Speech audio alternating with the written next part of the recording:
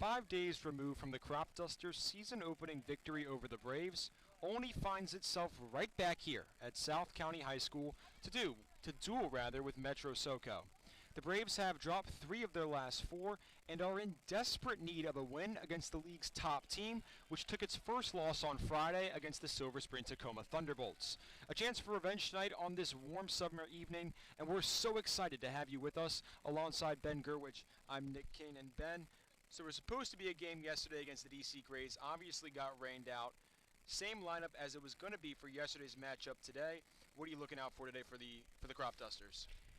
Yeah, it's interesting because of it being the same lineup. It ends up being a lot of guys who have already seen this team. You know, obviously different pitchers as we expect, but I'm excited to see, Coy Swanson and Luke Kiefer are 2 guys especially. They're yet to really get going. Both, impressive pedigrees in high school and then, some college stuff, but I think you can tell by their swings, they just haven't really got going yet. I think today would be a great day for them to really start grooving. And Saturday's loss to the Thunderbolts was obviously far from pretty. A 7-run first inning by Silver Spring Tacoma really put the Cropdusters behind. But what gets overshadowed is the bullpen. How great those relief pitchers were in Matt Cristiano and a couple other, Matt Chrisman rather, and some other guys. Right now you look at this rotation today due up for the Cropdusters. We're seeing Lucas Garton, who was on the team last year, but has not played so far this year. Big moment for him to step up. Yeah, I mean, we saw what happened in the last game where Castrello only able to get 2 outs and 7 runs. Today, of course, Garden looking for better results, and yeah, it was a bit of a struggle last year for the Cropdusters. 5.93 ERA in 13 2/3 innings and 19 walks, and of course, it's been a quick season, but all we've seen so far is the walks is what's really, cost teams the lead and the victory. So we're excited to see if Garden can pound the zone.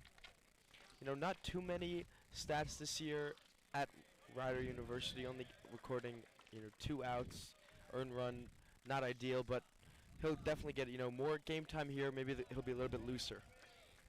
Definitely a big matchup. This Cropdusters team came in here just 5 days ago and walked away with an 8-6 win after falling behind 2-0. As the PA announcer gets into the lineup, so we'll get into ours as well. First, starting with the visiting Cropdusters, you hinted at it, Ben. Batting first, playing right field is Coy Swanson. He's 0 for 7 on the year, a big chance for him to step up. In the 2-hole, number 6, the left fielder, Cade Walter. In that 3 spot, it is Luke Kiefer, the second baseman. Cleanup, it's Roan Klein, the first baseman, number 30. In the 5-hole, away from his usual leadoff spot, is Will Henson, the shortstop, number 25. Batting 6th is R.J. Cromartie, the third baseman.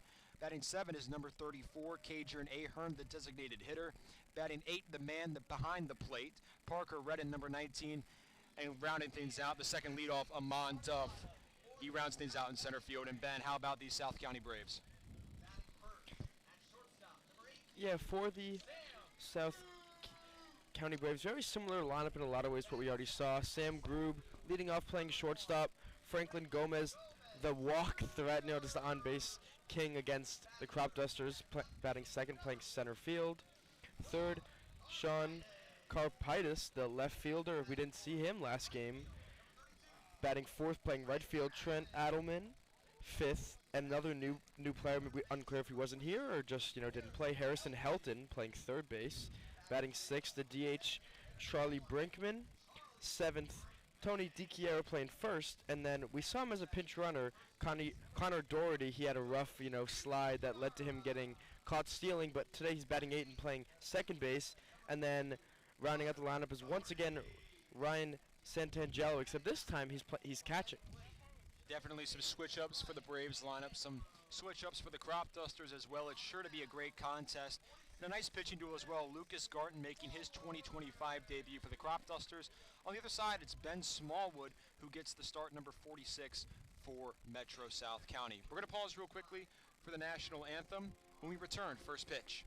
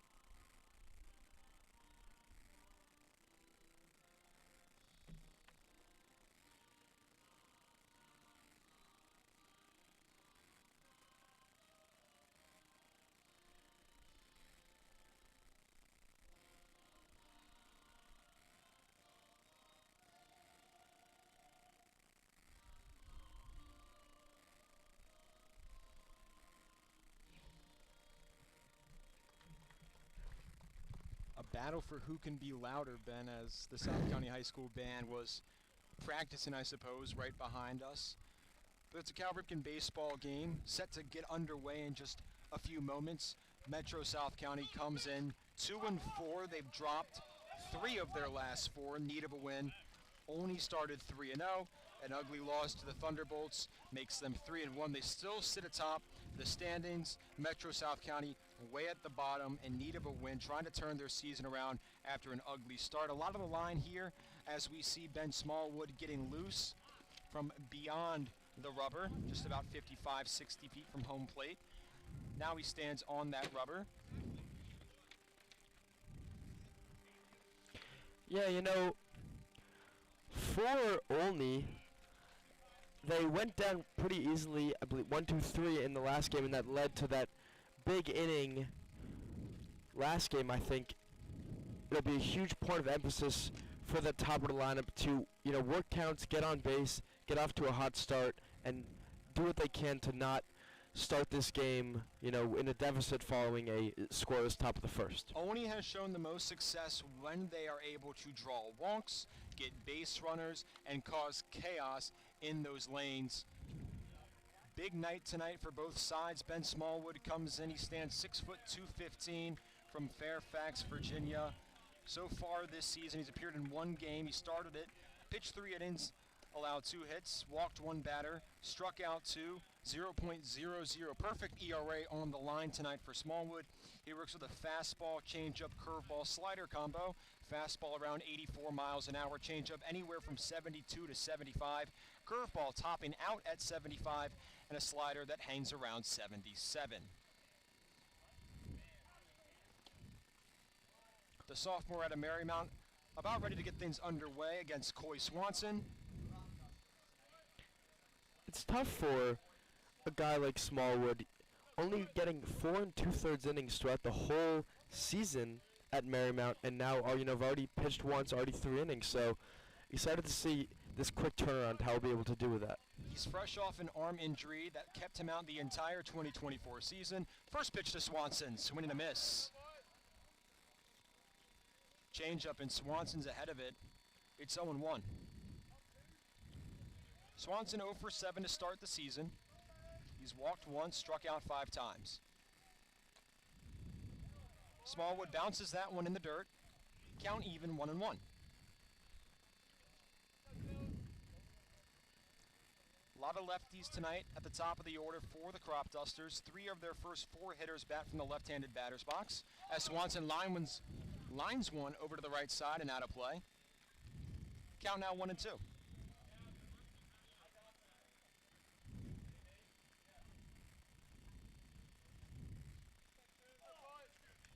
Swanson trying to get on track here. He's going to have to battle back against Smallwood. As he lines that one into right. Back goes Edelman, it's off the wall. Swanson into second, sliding. It's a leadoff double for the Cropdusters. Great swing by Coy Swanson there. Seemed to be ready for the changeup. He got it and absolutely drilled it. And that's a good swing, and what I liked about that, you know, he didn't do too much there, waited for the changeup to get to him, and then when it came, just kind of threw his arms at it, and he seemed drilled to right field. It's what we've been looking to see out of Swanson. Cropdusters challenging early. It's Cade Walter at the dish. He's 1 for his first 9 this season. First pitch fastball upstairs. A ball, no strikes. Walter was put into a tough situation, had to come in and pinch hit in the 9th, and did not have a great at-bat, but coming in cold now, you know, expecting to play, he'll be ready to go. The 1-0. Walter fouls that one back towards us. Count even, 1-1.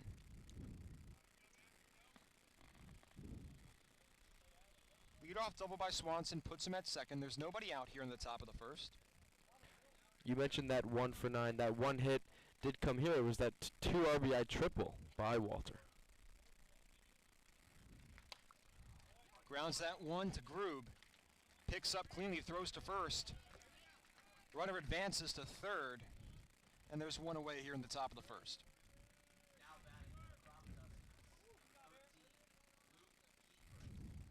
Luke Kiefer heads to the dish.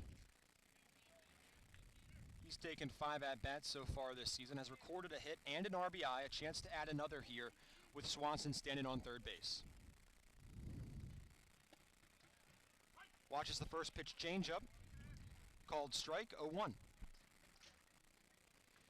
Yeah, smart pitch there. It's an RBI count.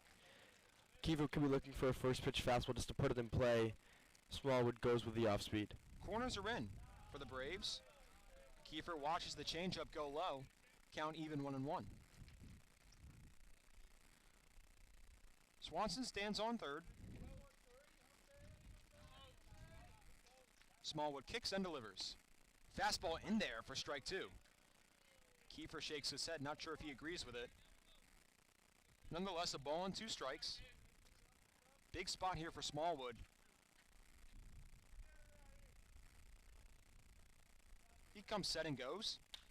Kiefer, ground ball to the left side. Groove picks it up, throw to first. Kiefer's retired. Swanson comes in to score. It's an RBI ground out for Luke Kiefer, and the Cropdusters have an early 1-0 lead, the first time they've led to start a game this season.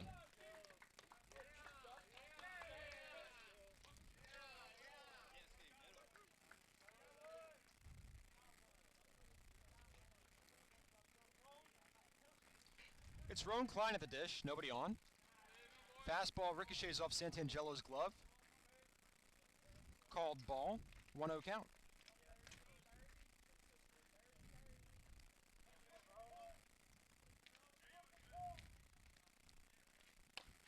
Klein fouls that one off the plate and in play, and it's going to be an infield single. Chopped that one into no man's land, and Roan Klein has his fourth base hit of the season.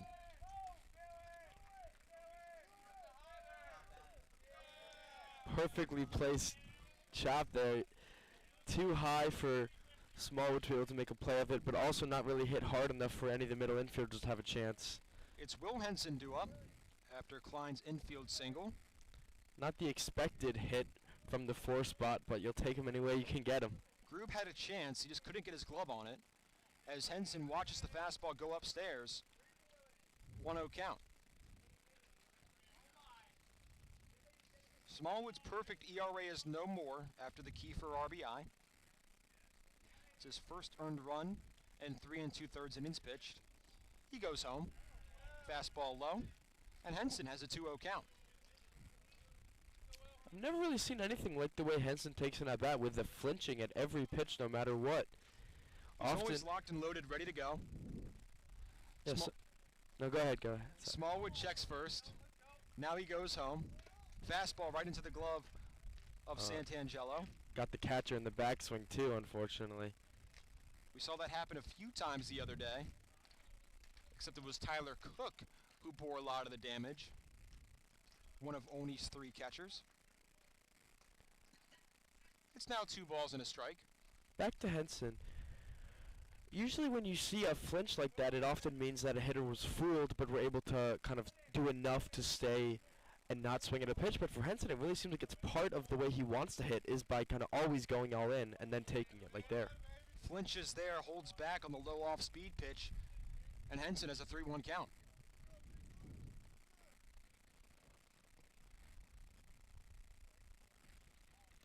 Henson walked twice against this Braves team just 5 days ago in the season opener. Off goes Klein. Henson swings, and that ball's drilled out to left field. Back at the wall is Carpitas.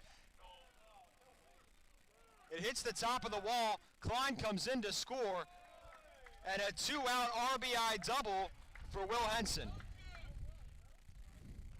Off the absolute top of the wall, I believe, right? It almost looked like a home run. It seemed as though it hit the net and then came back into play. They're going to call it a double. Awkward play. It's 2-0 Dusters.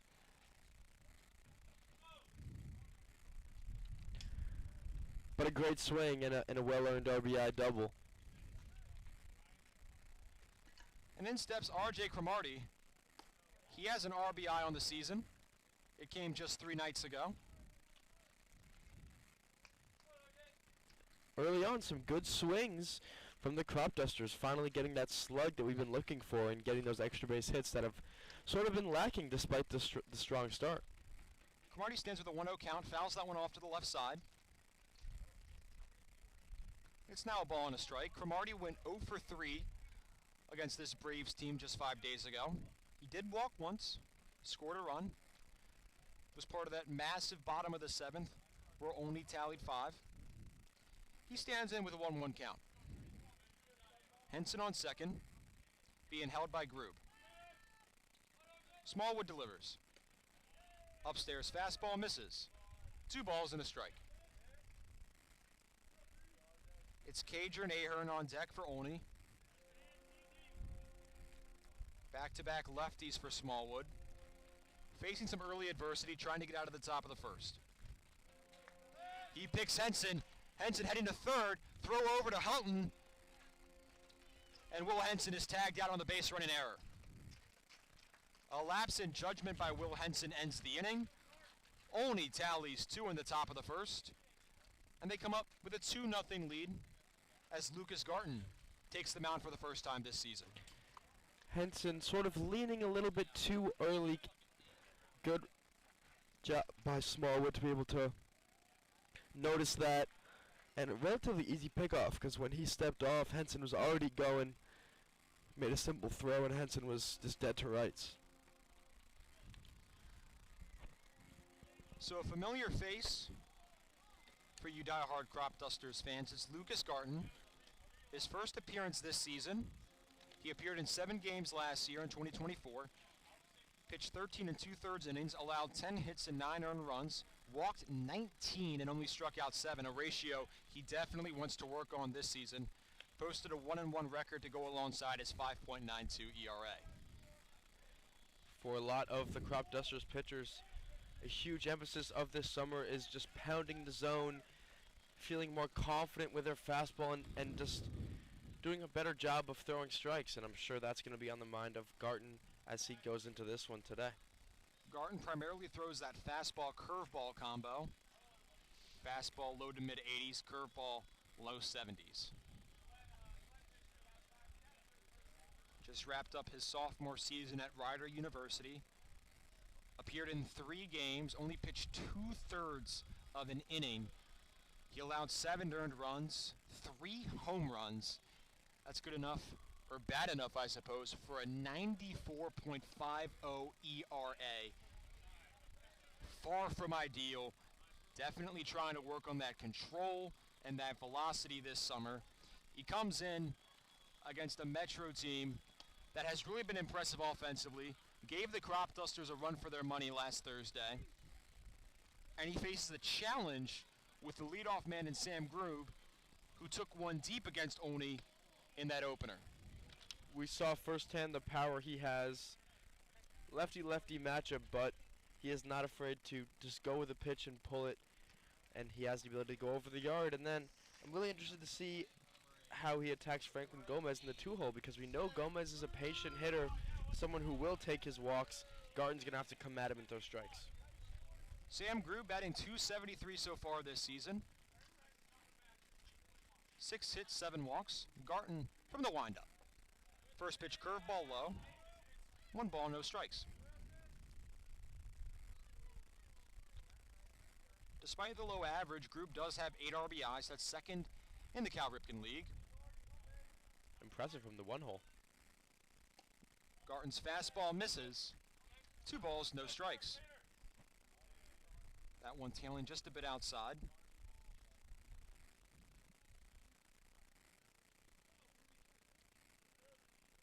Grube's lone hit against the Cropdusters was that home run.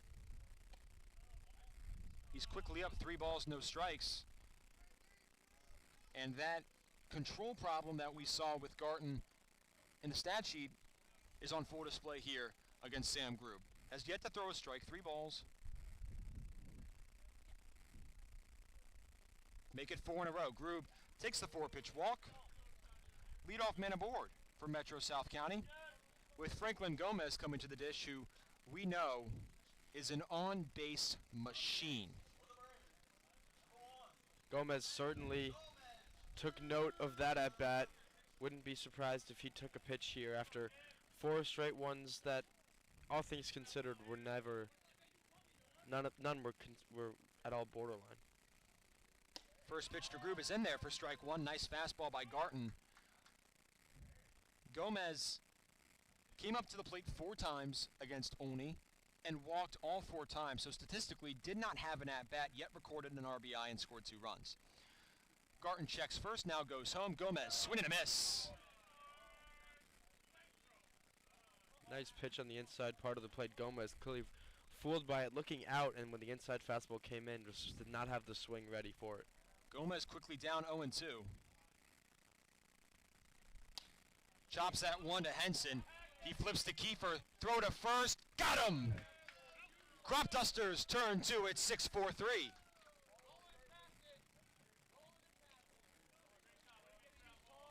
Nice turn by Kiefer. He had Grube charging right at him, slid into his lead leg.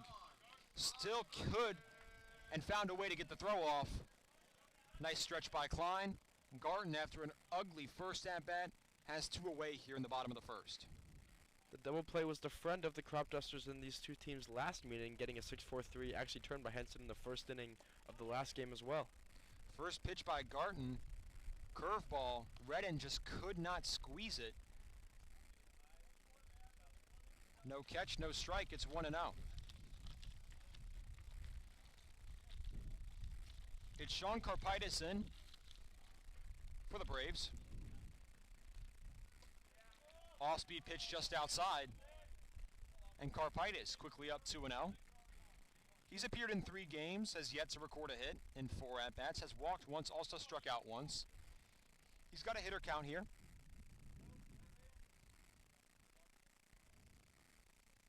Upstairs fastball. And Carpitis, similar to Grube, up 3-0.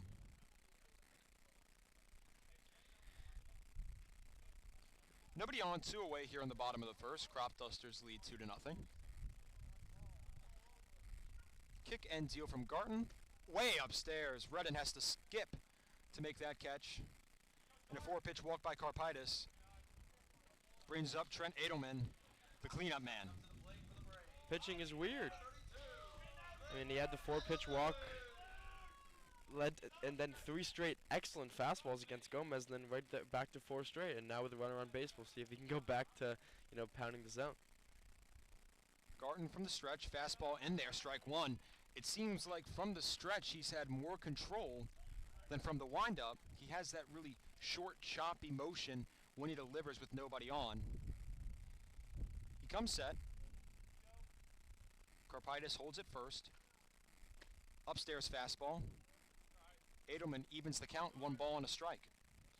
For someone like Garton who knows he has a walk issue, it doesn't take much. Just that first walk, it'll be in his head, we can't go down this road again. Do not want to have a walk issue, but that, of course, does not help. Edelman skies that one to left field. On the run is Walter. Called off by Duff. And Ahmad Duff makes the play. 2 walks lead to no runs in the bottom of the first for the Braves. It's still 2-0 Cropdusters after 1.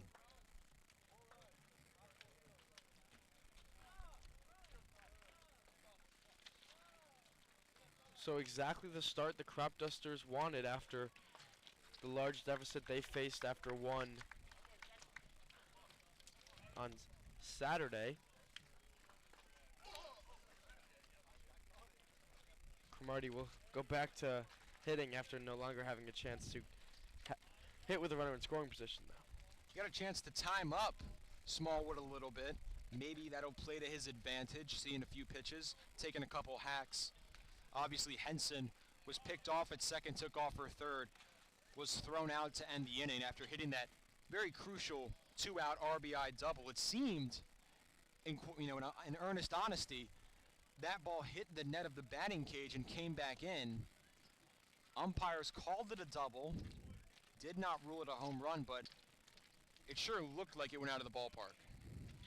Yeah, Henson maybe robbed of 2 more bases, but yeah, still he'll be kicking himself with that mistake. 2 outs, you're already on second. Henson's got decent speed on the bases. he's most likely going to score in a single. You do not have to do too much. You don't have to worry about getting to third. You know the Cardinal sin is making that last out at third, and unfortunately he committed that error. But Cromartie now will bat with a clean inning, and the Cropdusters looked pretty good against Smallwood, and the fastball was not necessarily blowing them away at all. And when you combine it with a changeup more than a great curveball, yet list you have to look for. So expect them to continue to hunt fastballs if that's what they keep seeing. R.J. Cromartie comes into tonight 1 for 6 on the season in 2 games played. He scored once, walked twice, struck out twice. Lefty-righty matchup favors Cromartie. The 0-0. Fastball in there, strike 1. Right on the outside edge. Nice pitch by Smallwood. Trying to settle in after a rocky top of the first. Slight shift for the Braves. Cromartie grounds it to the right side, and it's past the diving Connor Doherty, and R.J. Cromartie has a leadoff single. Really like what I'm seeing from these swings. Swanson, of course, that great double, but then 3, 4, 5, 6, all with effective at-bats. Kiefer, of course, that ground out, but still off the RBI. Klein found a way to get a hit, doesn't matter how, and then Henson and Cromartie both with knocks. So very positive signs from this Cropduster lineup, who looked a little stagnant on Saturday. Cadron Ahern swings through his first pitch. He's 0 for 2 on the season with 2 RBIs, each coming on a walk and a hit by pitch. Cromartie goes. Throw down to second, out of Santangelo's hands before we could release it. And R.J. Cromartie swipes second base, runner in scoring position with nobody out for the Cropdusters. Smallwood, pretty slow home. He's got a long leg kick and certainly no, slide step. He's takes his time. So an early read by the Cropdusters. Expect that to continue with him still in. Ahern grounds that one to the right side, out of play. Quickly down 1-2. He hasn't struck out this season. At .333 his freshman season at Lehigh.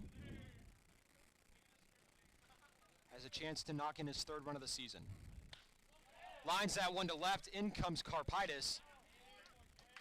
One hops to him. Cadron Ahern with his first base hit. Cromartie advances to 3rd. No play at home with Karpaitis coming in. Cropdusters 2 base hits to start the top of the 2nd. Just another really impressive swing from a Cropduster bat. Ahern got a fastball on the other side of the, outside part of the plate, and just exactly what you're supposed to do with it. With 2 strikes especially, you're kind of taking a defensive hack. And there he just shoots the ball where it was pitched. Really impressive swing, and the Cropdusters got something cooking here. In comes Parker Redden. First pitch to him is upstairs. 1 ball, no strikes. Redden, we saw it just 3 days ago on Friday, had 3 chances at the plate with runners in scoring position, struck out 3 times. A chance to right some wrongs here today. The beauty of baseball, you get a chance to do it again. Redden fouls that one straight back. Count even, 1-1.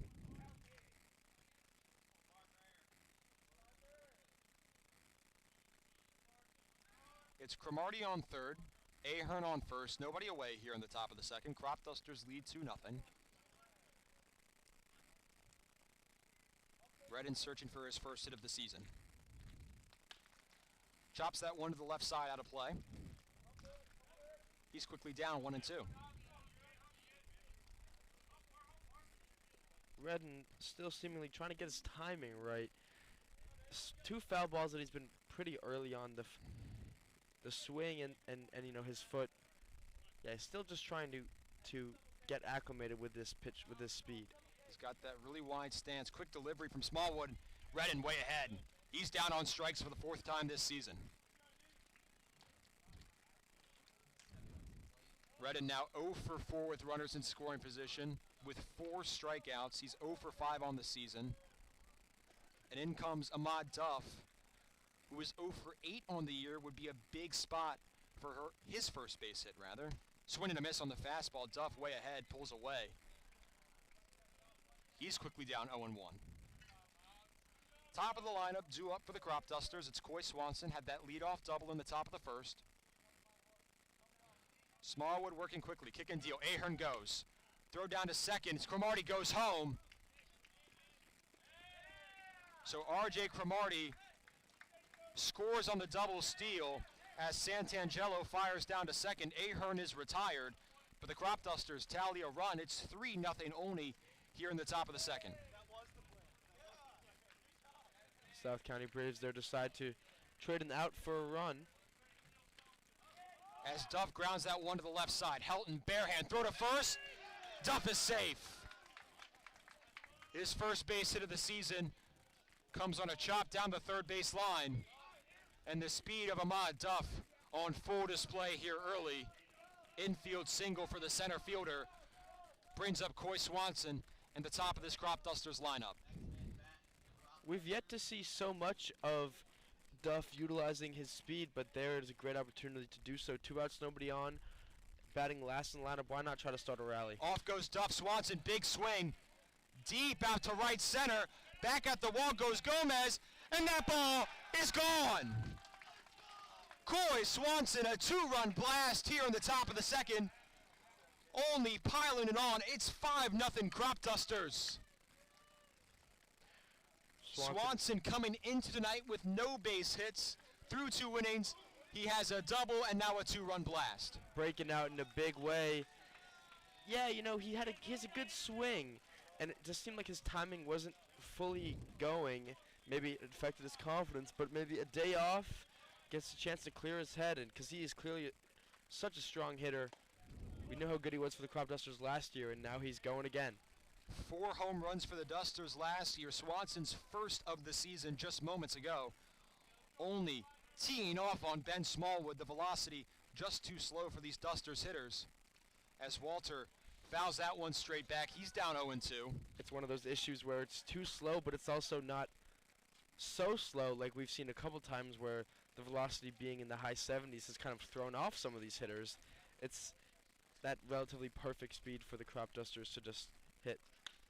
Walter skies that one to deep center. On the run, Gomez. Back at the warning track at the wall, and that ball is gone. Coy Swanson and Cade Walter go back to back. A solo shot by the left fielder. It's 6-0 Olney. Things getting ugly here at South County High School after a pair of back-to-back jacks by the Dusters outfielders. Off the bat, I did not think that ball was carrying as well as it did. This, you know, that goes to show the strength of Cade Walter, able to muscle that one out, basically as far, as deep in this park as possible, dead center. Kiefer was thinking 3 in a row. Heavy swing, fouls that one off to the left side. Cropdusters offense coming alive without the help of the walk tonight. Really teeing off early on Ben Smallwood. Arms getting loose for the Braves in that third base bullpen. 8 base hits through 2 innings. 4 of them being for extra bases, including 2 home runs. Kiefer takes the fastball outside, works a 1-2 count. Great to see the slugging by the Cropdusters today. We knew they had the ability to hit the ball at a far distance, and they're doing it now. 1-2 pitch. Kiefer, hard drive ball, base hit. Right up the middle, and Luke Kiefer has a 2-out single. 4 straight hits for the Cropdusters. And in steps Rowan Klein, who had a single. Awkward chopper right beyond the pitcher's mound in the top of the first. Kiefer joining the hit parade. And a sort of canon event for every pitcher. It just happens that some days you don't have your best stuff, or the teams are seeing you very well. And Smallwood is just going to have to find a way to, first of all, finish this inning, and then just do what you can to brush it off and go back into your next start. We saw the effects of a slow start on Saturday night. Cropdusters were on the other side of it, fell behind 7-0. Tonight the Braves down 6-0 against the Cropdusters team that came in with no home runs, just 3 extra base hits on the season, Tonight they've tallied 4, including 2 blasts out to essentially straightaway center, which stands 360 feet away from home plate. Ben Smallwood will stay in after the visit from Chris Warren. It's Kiefer on first, Roan Klein at the dish. Klein 4 for his first 9 this season. Has 3 RBIs. First pitch fastball, Klein swings, ground ball right to Connor Doherty. He flips to Sam Grube, and the inning's over. 6 hits by the Cropdusters yields 4 runs here in the top of the second. It's 6-0 Olney. As we head to the bottom half of the inning, Braves have a lot of work to do on offense. Garten given a huge lead. And now, even more so, he's got even more reason just to kind of pound the zone. When you got a big lead like this, I've said it before on air, by far the easiest way to come back into a game is with walks. It's tough to hit your way back from a big deficit. It happens, but when you give teams walks, it makes it so much easier. So Garten knows what he has to do. Free base runners can be the death of a defense. You get those easy guys on, a couple fluke hits, and there's easy runs, whereas you pitch cleanly a couple fluke hits doesn't necessarily yield the same output. Garten back up for a second inning of work. Few arms getting loose in the Braves bullpen. I would imagine that Smallwood's night is over.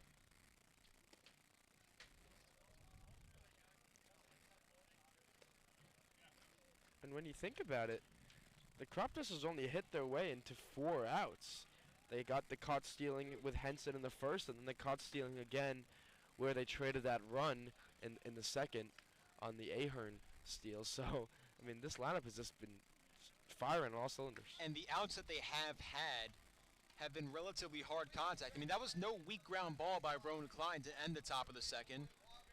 The only real poor at-bat this team has had was the Parker Redden strikeout. Other than that, this team has been very effective at the plate. They've seen the ball well. They've been teeing off, and we've been waiting for this all season. Obviously, this Cropdusters offense has yielded high scores in the runs department, but it hasn't really come via their bat. It's come more via their eye. And tonight, the power on full display. It's Harrison Helton. Due up. First pitch to him in the dirt. 1 ball and no strikes. For you fans at home, it's an exciting precedent. For everyone else, it's a dangerous precedent that, a lot of the numbers for these guys are still not very impressive just in terms of averages, and yet they're still 3-1. So now we're starting to get going, it's just gonna, presumably get better and better.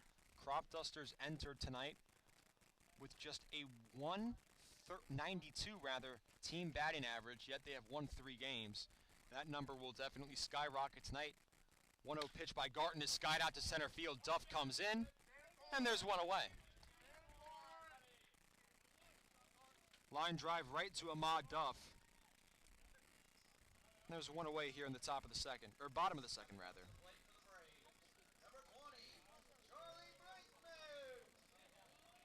Charlie Brinkman trying to get things going here for the Braves. He's the DH tonight, batting .385 through 6 games. Garten first pitch, foul tip right back into the glove of Redden. It's 0-1. Brinkman 5 hits on the season, 2 have been for extra bases. Key spot here, righty-lefty matchup. The 0-1. Foul ball to the left side. It's 0-2. Garten attacking righties inside. We saw the same thing with Franklin Gomez. It's not having great swings on that inside fastball. And you start Brinkman on the 0-0 pitch, and then once again they're just sort of getting handcuffed on that inside fastball. Clearly some of this in-movement going to the righties. Right on cue, that fastball nearly sails to the backstop. Redden had to jump up to make that play. I was about to say Garten's control, has really kind of fizzled into more and more consistency. Shows it off right there. High fly ball, Walter coming in, Henson going out. It's going to be Walter who makes the play in shallow left field. 2 straight flyouts, and there's 2 away here in the bottom of the second.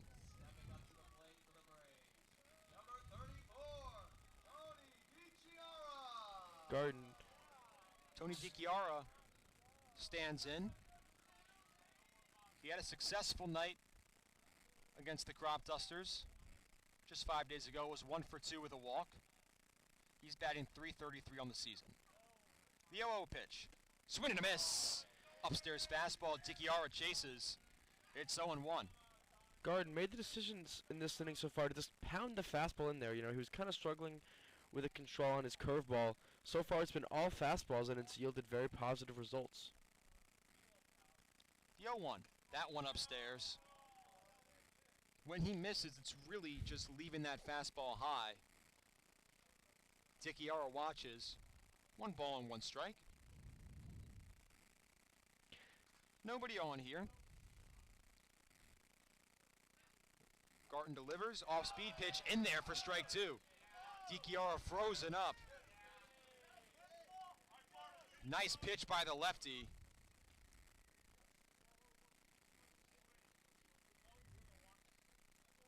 A ball and 2 strikes. Quick delivery. Line drive. Down the line. And foul. Nice cut there by DiChiara, just a little bit late. That one was smoked down the right field line, just tailed to the right of that white chalk. Not the worst pitch at all, though. Able to get it inside enough. You saw that DiChiara still kind of handcuffed on that pitch. The 1-2. Curveball in the dirt. 2 balls and 2 strikes. Garten working more from the stretch this inning, has kind of trashed that wind-up rotation. And you can understand why. The results speak for themselves when he's doing the wind up. You know, he's whatever reason just throwing more balls. Ground ball. Cromartie scoops. Composes. Throw to first. Nice pick by Klein. And the inning's over. Lucas Garten retires the side in the bottom of the second. Cropdusters tally 4 in the top half of the inning. It's 6-0 Olney on the road here at South County High School. It's all going to plan so far for Coach Leader's team, getting the early runs and blanking the South County Braves. This unit really showing off tonight. A performance that we've been waiting to see is finally on full display. Finally flexing their muscles. New arm, as expected for Metro South County.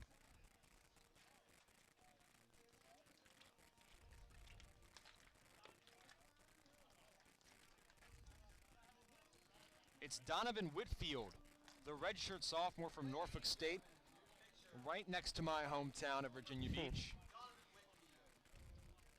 Whitfield, a big guy on the bump, stands 6'5".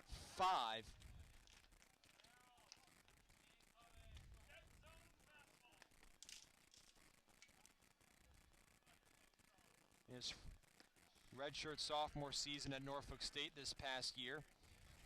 Appeared in 14 games, started 6 of them.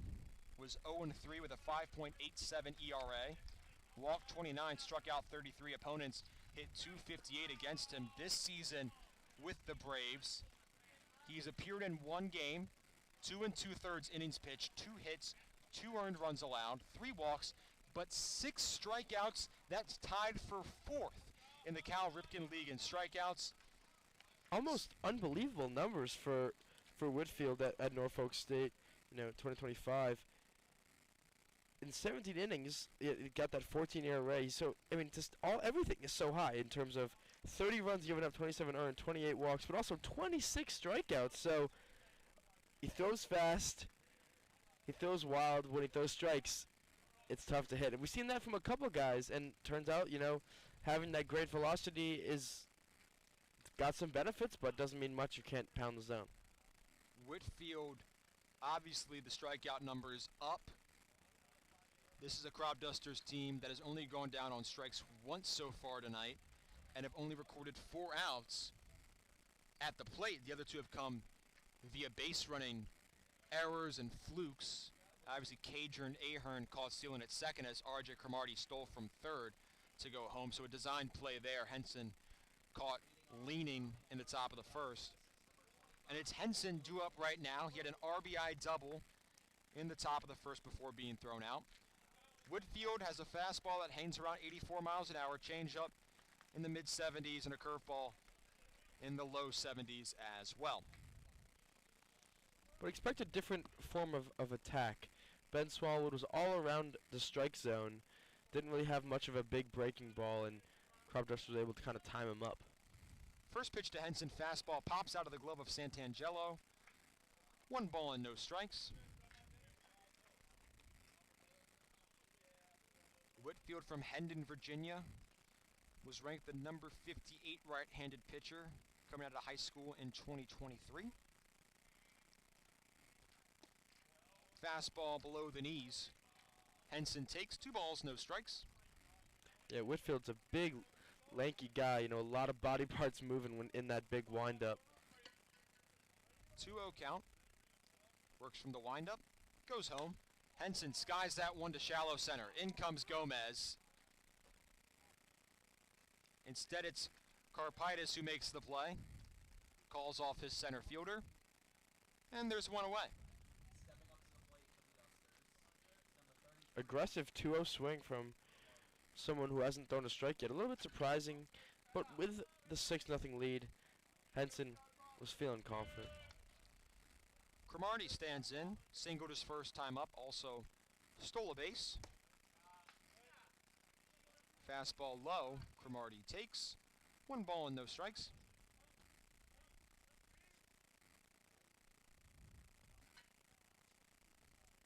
Whitfield kicks and deals. Off-speed pitch, coats the outside edge for strike 1. R.J. Cromartie, a forgettable outing just 5 days ago here at South County High School. Tonight it's been a really strong start for the Notre Dame product. Cromartie's someone who can take an at-bat. He likes to take a pitch. I think he definitely feels he's someone who gets a feel on a pitcher if he takes a couple. Swing and a miss there by Cromartie. Count even, 2-2. Cromartie definitely not a guy that goes down without a fight. He's going to have to battle back here. He chokes up on the bat. Whitfield takes the sign. Now goes home. Upstairs. 3 balls, 2 strikes. Very similar spot as a 2-2 pitch. Once again goes to the high fastball. This time Cromartie able to lay off of it. Full count. Cromartie takes the inside heater. He'll draw his 3rd walk of the year, and he reaches base safely for the 2nd time tonight. Cromartie was in motion last time he got on base. Whitfield, another guy with a big windup and a lot of stuff going on. I'd be surprised if he's quick to the plate. Cromartie stole second in the top of the 2nd. Short lead at first. Cager and Ahern due up. Watches the first pitch fastball go outside. 1-0 count. Whitfield having trouble locating early on. He works from the stretch now. Comes set. Cromartie awfully conservative at first base. Fastball in the dirt, bounces away from Santangelo. Cromartie goes to second, slides in safely as the ball skips away from Grube. And R.J. Cromartie swipes another bag. He's been a threat on the base path so far tonight. His 3rd steal of the season. Really impressive read by Cromartie there. He was a little flat-footed, but then when he saw the ball in the dirt, just scampered to second base. Impressive job, and just a really good read to know that catcher was not aware of where the ball was initially. It's a 2-0 count. Whitfield goes home. Upstairs fastball pops away from Santangelo. He misplays it again. The catcher having a rough start to his night. A pair of balls that skip away from him. Cromartie takes advantage. He now stands on 3rd base. Ahern, single out to left his first time up. He has a 3-0 count. You imagine he's taking Whitfield's delivery, having some trouble. Swing and a miss by Ahern. Right on cue. Does not take. I think sometimes the problem with giving the green light to someone so young, it's that they feel like, okay, coach said I can swing at a strike. Now they feel relatively obligated to swing if they see a pitch in the zone. Ahern swings at that one as well. It would have been in the zone regardless. Whitfield has battled back in the windup. It's a 3-2 count. Infield playing in for the Braves. Cannot afford to allow another run. 3-2. Ahern fouls it straight back. I don't necessarily see the merits with the infield in a 6-0 game. I think in this stage, getting the out is more important since there's so much game left. I don't really know what's the difference between 6 and 7 is. Ahern. Check swing on the breaking ball in the dirt. He'll walk to first. He held up. And Ahern, back-to-back walks for the Dusters, brings up Parker Redden. Struck out his first time up, 0 for 4 with runners in scoring position so far this season. His 5th at-bat with runners in scoring position, 6th at-bat with runners on. There have been runners on for all 6 of his plate appearances so far this season. Whitfield from the stretch. Redden skies that one. And Dickiera makes the play at first. It was a high pop-up in the infield. Parker Redden goes down on one pitch. That's a key out for the Braves. No run scores. There's now 2 away. You can get the force anywhere. Ahmad Duff trying to tally his first RBI of the season. He singled his first time up. Camardo will be active at third. We've already seen a couple wild pitches this inning. Duff, ground ball, Grube. Gonna have a tough play, throw to first, gets him. A laser of an arm, Sam Grube shows it off, throws out Ahmad Duff. The speedster, no run score as Whitfield escapes the jam. It's 6-0, Dusters come up empty-handed. Braves a chance to respond in the bottom of the third. Grube was very aware of the lack of time he had there, even though fielding the ball in the hole didn't have any time to kind of get any more power on it. Had to throw it right away and deliver a dot to get out the speedster of Duff. Grube has really been impressive. He's 6'3", 185, a big guy. He has that velocity, used to pitch in high school. Showing off the arm, reminiscent of that four-seam fastball he likely kicked in high school. Lucas Garton back out for his 3rd inning of work, 2 scoreless frames to start his evening. Arm starting to stretch for the Cropdusters. Certainly doesn't hurt having that history of being a pitcher. You know, often it goes the other way around where college shortstops or even high school shortstops are transitioned into fastballs when they just see the way they throw.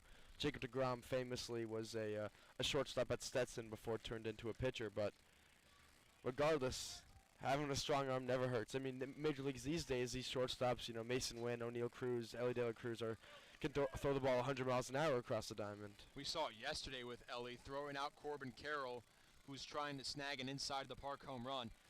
Completely irrelevant to the game we have at hand. It's 6-0 Cropdusters in the bottom of the 3rd. Same defensive set for Olney. It's Connor Doherty to get things started.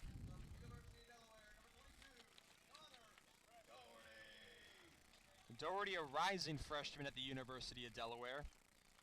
He's batting .167 to start his season, has appeared in 5 games, recorded 2 hits in 12 at-bats, including a home run. So he's got that power threat. First pitch fastball, Garton finds the zone. It's 0-1. Nice spot on the top of the zone there by Garton. You know, he's been missing high a lot, but if he's able to command that top of the zone, he'd just become such a more dangerous weapon.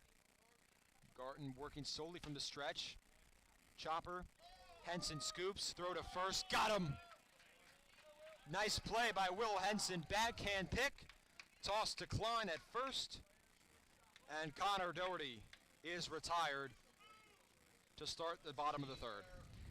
Certainly not the recommended way to field a one-hop backhand, especially when seemed like he had time to get in front of it, but Henson trusts his back end there and made a great play. Smooth play by Henson brings up Ryan Santangelo, who, to put it lightly, Ben, has really struggled at the plate, batting .091, one hit in 11 at-bats, and it's not far off from his season at Bryant, where he hit .095 in 2025, hit just a flat 100 in 2024. Definitely a guy that struggled at the plate the past 2 seasons. He's got a hitter's count 2-0. Trying to get something going for his team. They've fallen behind 6-0. Garton goes home. That fastball upstairs, and Santangelo has a 3-0 count. For Garton, this is not the guy he wants to give any, extra help to. Batting 9, but also just in a clear slump. He fires back with a heater at the knees. 3 balls and a strike. Santangelo has walked 3 times this season, has only struck out twice.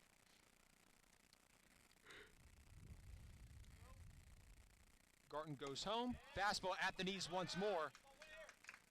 Lucas Garton not making it that easy for Ryan Santangelo. It's a full count. Top of the order due up for Metro South County. Middle infielder back. Corners at normal depth. The 3-2. Ground ball. Henson, backhand. Throw on the run. Klein drawn off the bag. And Santangelo has an infield single. Cromartie and Henson collided deep in that hole near shortstop and third base, or in between the 2 positions. It was difficult for Henson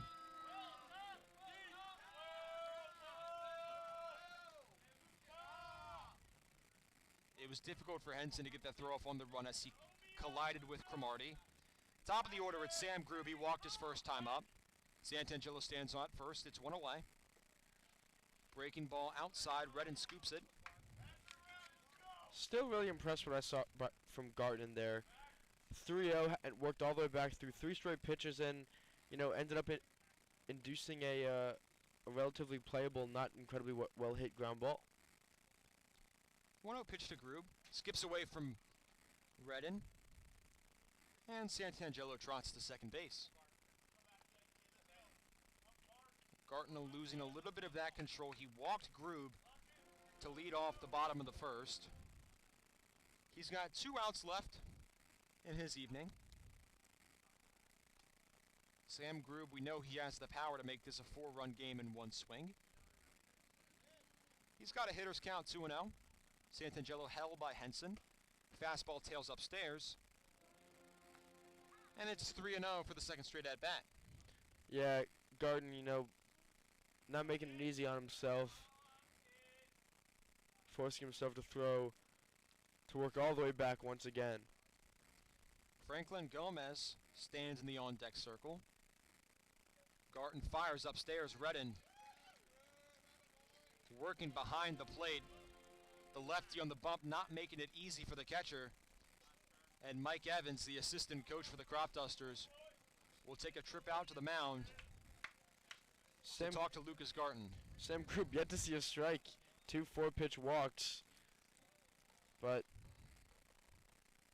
of course, Garton hoping for the same exact situation that happened last time after the walk, getting a double play. This would be a great time and a great way to finish his outing. Grube has now walked 9 times this season in just 5 games played.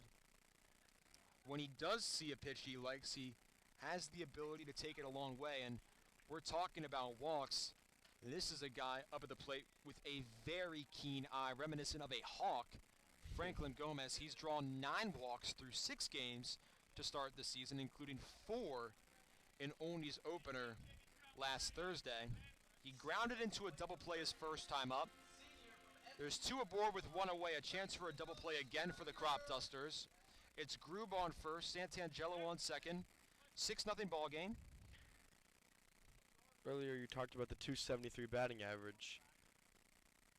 And I think what Grube has done so far this year is a great example of why people have continued to go away from batting average. I mean, he's got the slugging percentage as well, hitting the home run, and then of course those walks. So finding ways to not only get on base but also hit for power, despite having an average that that it is not, nothing to write home about either. He's also been effective knocking in runs, as we mentioned. Came into tonight second in the league in runs batted in with 8. It's a 1-1 count to Gomez. Garton asks Redden to repeat the sign. Now he comes set. Checks on Santangelo at second, now goes home. Fastball in there for strike 2. Paints the corner right near the hands of Gomez. And Garton has a 1-2 count with 1 away. Gomez yet to really get a feel for that inside fastball. Garton's had a lot of success when he's thrown it to him. Gomez lines that one out to right. Base hit. Swanson coming in. Throw home. Santangelo holds at third. Bases are now juiced with 1 out. After the single by Franklin Gomez. His 6th base hit of the season.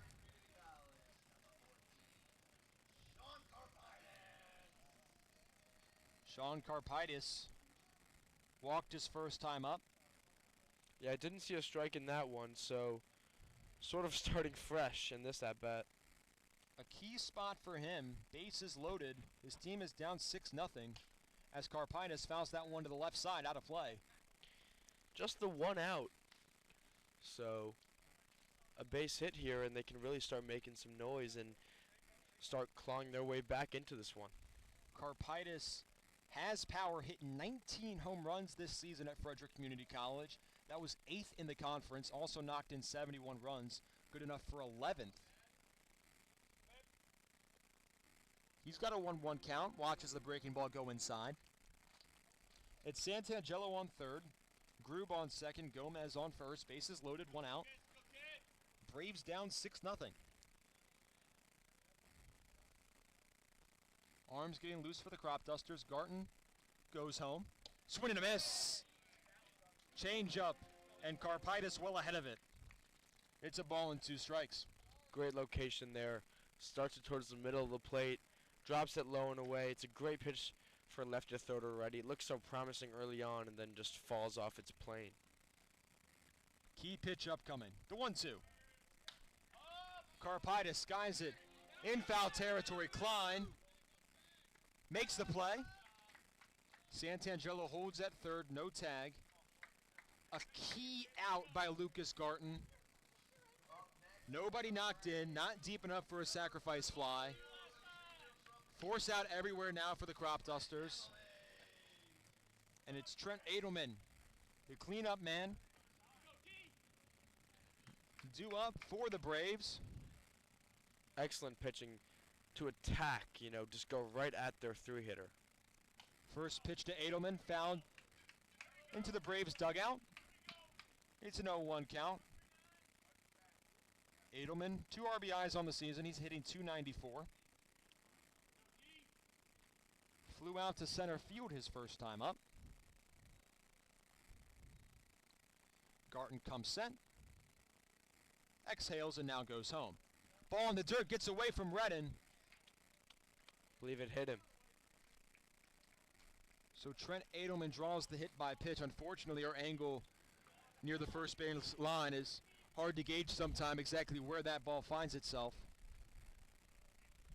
So Garton relinquishes a run on the hit by pitch. Base is still loaded. It's a 6-1 ball game. It's Grube on third, Gomez on second, and now Edelman on first. Harrison Helton lined out to center field to lead off the bottom of the second. First pitch fastball upstairs. Garton got the pop up. He got ahead 0-1. He could taste, that last out. He could feel himself getting out of the inning. Just unfortunate for him that he threw that curveball, just kind of lost control of it and surrendered the free run. This game far from over. One swing makes it a 1-run ball game. Fastball blows by Helton. Try saying that 5 times fast. It's a 1-1 count. Helton hitting .429 coming into tonight. 3 base hits, 1 being a double. He's knocked in 2 runs. Garton having a hard time seeing the sign, asks Redden to repeat it once more. Now comes set. Kick and deal, fastball upstairs. 2 balls and a strike.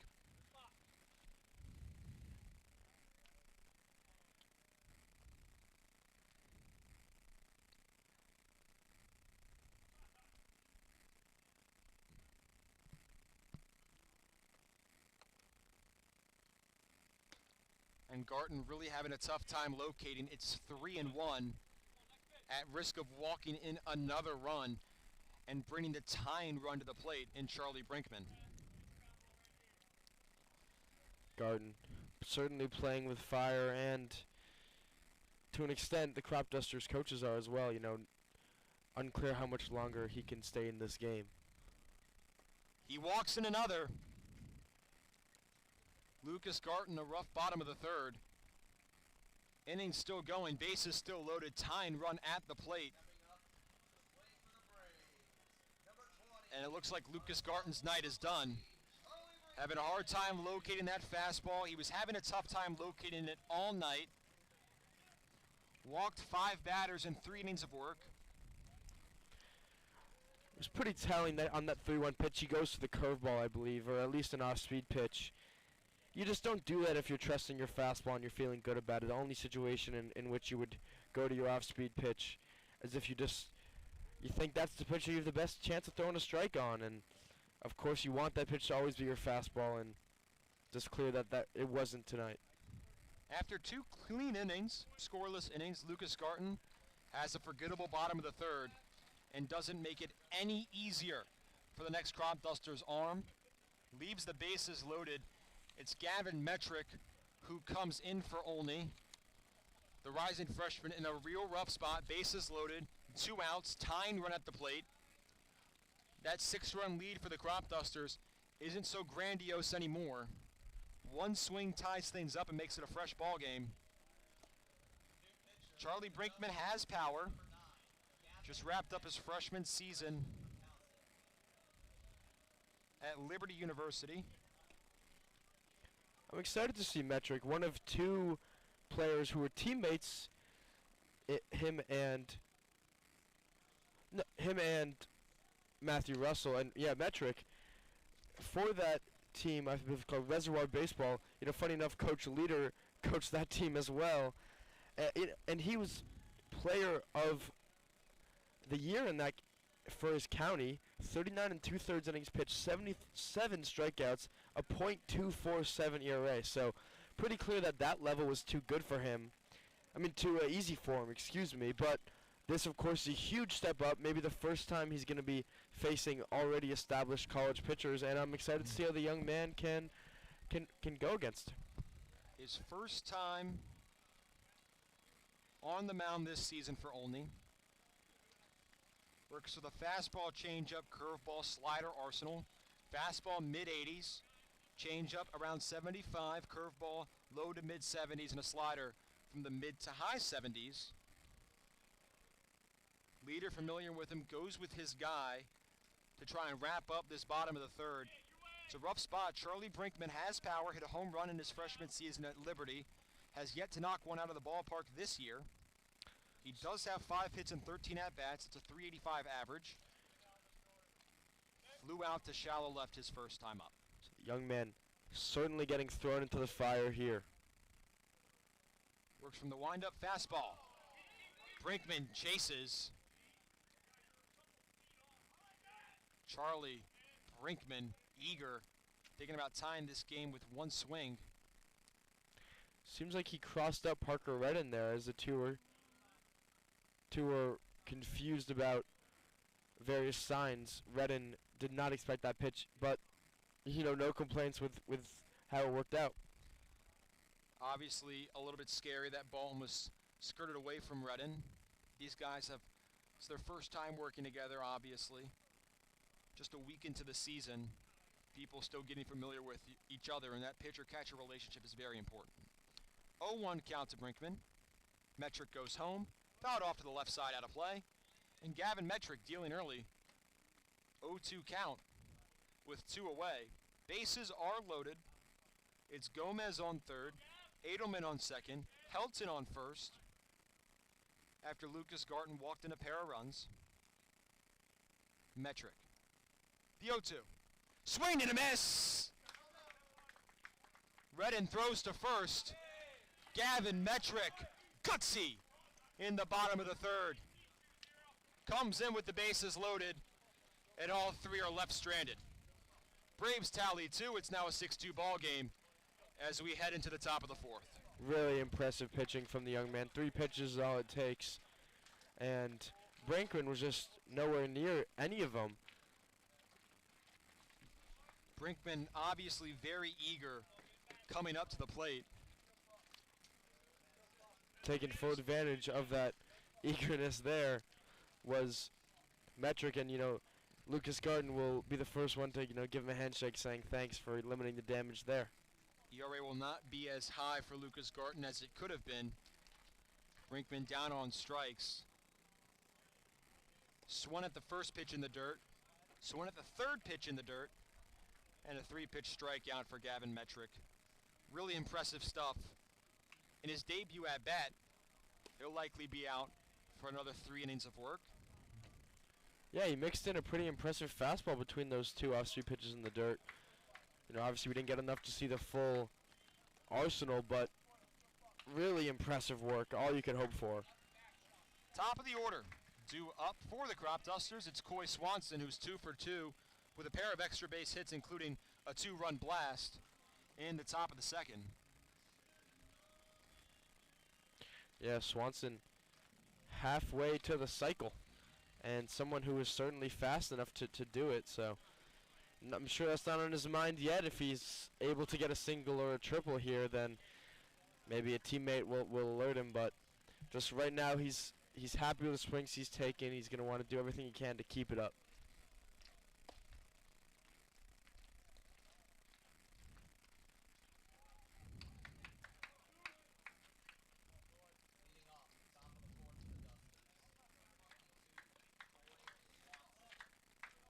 Coy Swanson has come alive here tonight. His first time facing Donovan Whitfield.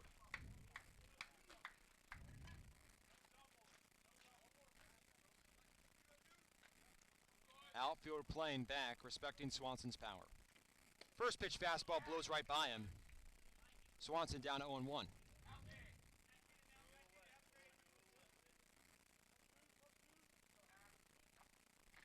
Middle infield back, corners playing normal depth. Whitfield takes the sign, now goes home. Upstairs heater, Swanson levels the count, a ball and a strike.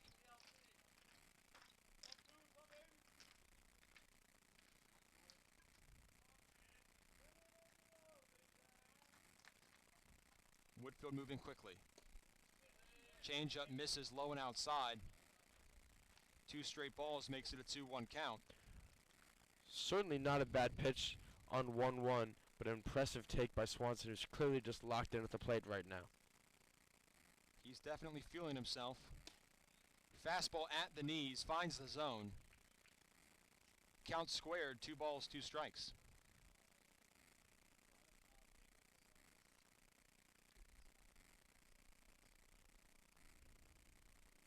Whitfield moving effectively.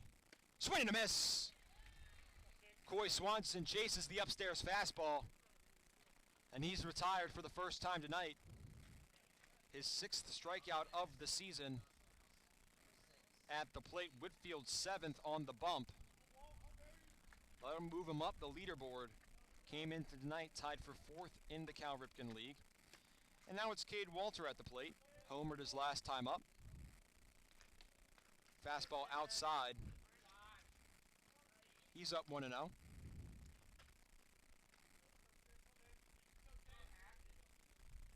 Luke Kiefer waits in the on-deck circle. Walter skies that one high and out of play over to the left side. It's a 1-1 count.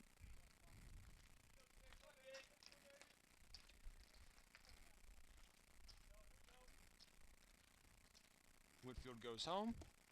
Heater low. 2 balls and a strike. Whitfield really effective to start his evening. I'm still trying to get a sense of his windup. Certainly some,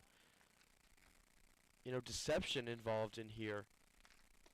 Nice changeup from Whitfield. Walter way ahead of it. 2 balls, 2 strikes, 1 away to Cade Walter.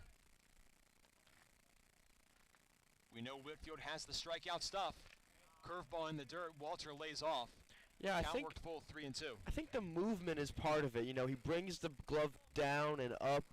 He goes all the way down to his his midsection, then all the way up. He brings his arm, basically as far back, and he kicks his leg. So there's a lot of going on. Makes it tough on hitters, all the extra movement. Whitfield froze, then delivered a high fastball. Tried to knock off Walter's time, and instead he misses way upstairs with the heater. And Cade Walter draws the 1-out walk. In stands Luke Kiefer, singled his last time up, also has an RBI tonight.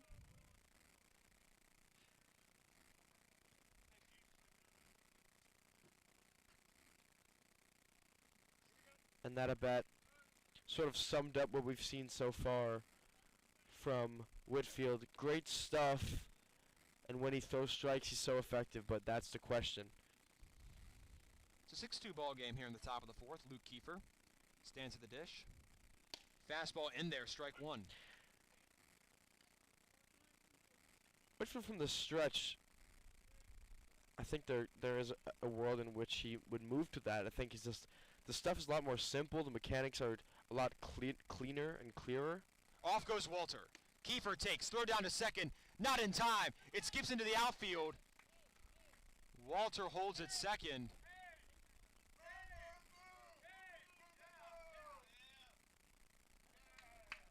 Cropdusters aggressive on the base path so far tonight. Their fourth stolen base. Runner in scoring position now for Kiefer. Trying to add another RBI to his evening. Whitfield steps off.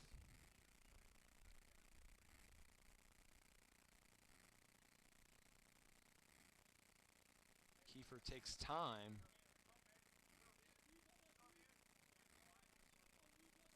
Whitfield comes set. Checks on second, lifts the leg and goes home. Change up just below the knees. Kiefer takes 2 balls and a strike. Once again, not a bad pitch, just a little low. Impressive take by Kiefer. Kiefer, very young, just finished his freshman season at the University of Maryland, but a veteran eye. 2-1. Heater coats the outside part of the plate. 4 pitches. Luke Kiefer has yet to swing. He's got a 2-2 count.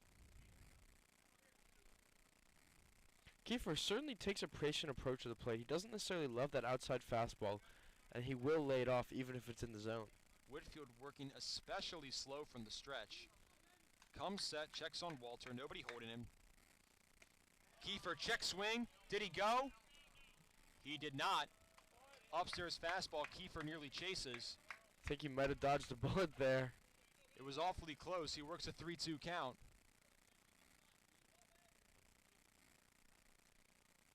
Generous call. Let's see if Kiefer can take advantage. Whitfield's fastball is snapping tonight.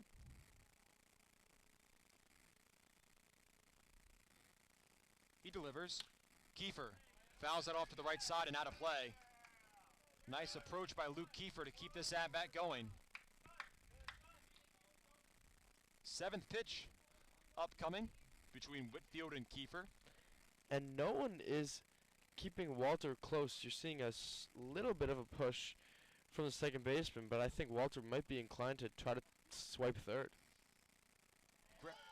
Bounce that one in the dirt. Walter does go to third. Throw down. Not in time. Luke Kiefer draws the walk. Cade Walter takes third base as the fastball in the dirt bounces away from Ryan Santangelo. He's had a rough night behind the dish. Yeah, really good read from Walter. That pitch just kind of bounced in there, and even though Santangelo made a decent block on it, Walter saw the trajectory of the ball right when it went down. He knew he was breaking, and with the lead he had, that's another reason why taking a big lead is so important. It's not all about stealing, it's about, getting a better secondary. Rowan Klein stands in. He's 1 for 2 tonight. Whitfield goes home. Klein takes the outside fastball. 1-0 count. Kiefer with 3 nice at-bats. First the RBI ground out, then a base knock, and then that nice walk. So 3 effective at-bats. Kiefer has speed. We've seen the double steal with runners on the corners for the Cropdusters. We'll see if it happens again. It's a 1-1 count to Klein. He takes that change up. That would have been a nice time to go, but still 1-1. He definitely still has a pitch to work with if Kiefer wants to swipe second base. Kiefer, a conservative lead at first. Now he goes. Throw down to second. Walter holds. Kiefer slides in safely. Nice jump by Luke Kiefer. He takes second base.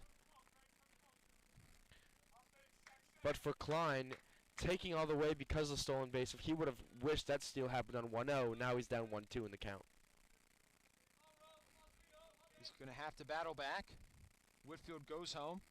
Klein grounds it to the right side. Nice scoop by Dickiera. And Kiefer's hung up at second. He's in a rundown. Walter comes in to score. Kiefer trotting back to... and he's tagged out as he's trotting back to second base. Some confusion in the base pass for the Cropdusters. Leads to a run. Roan Klein gets the RBI. Walter held up at third. Kiefer thought he was going. Kiefer caught in the rundown. Walter comes in to score during the confusion. It's now 7-2 Dusters, so they do tally a run. And we head to the bottom of the fourth, where the Braves try to cut into this 5-run deficit. And just in terms of probability, you see Kiefer kind of beating himself up just because of the fact that he was confused. But in reality, you get a run with 2 outs and 2 on. No guarantees that Henson's not going to run there. I mean, no one's hitting 500. It's tough to place blame on plays like that. Hard hit ball, diving play by Dickiera. Usually you would expect the man on third to take advantage and head home, especially when that man has to get up, tag first, and then release the ball, and you have the speed of Cade Walter. Awkward play yields a run. Cropdusters offense still clicking, not as heavy as they were against Smallwood, but Whitfield relinquishes a run. And now it's Gavin Metrick with a 5-run lead here in the bottom of the fourth. But it's so important, just the fact that they got 1. The last thing you want to do as an offense with a big lead is just go down easy. Go down 1, 2, 3 and allow, the other team to just get 2 back and then feel confident that your pitcher's going to bring up 0 and then just go back in and hit and get into a rhythm. The Cropdusters, of course, only got 1, but they got base runners and they took a long inning and they just, definitely took away some of the momentum that the South County Braves had after the getting 2 runs in the bottom of the third. It's Tony Dickiera who made that diving play at first on that Roan Klein hard hit grounder. He leads things off. He's 0 for 1 tonight.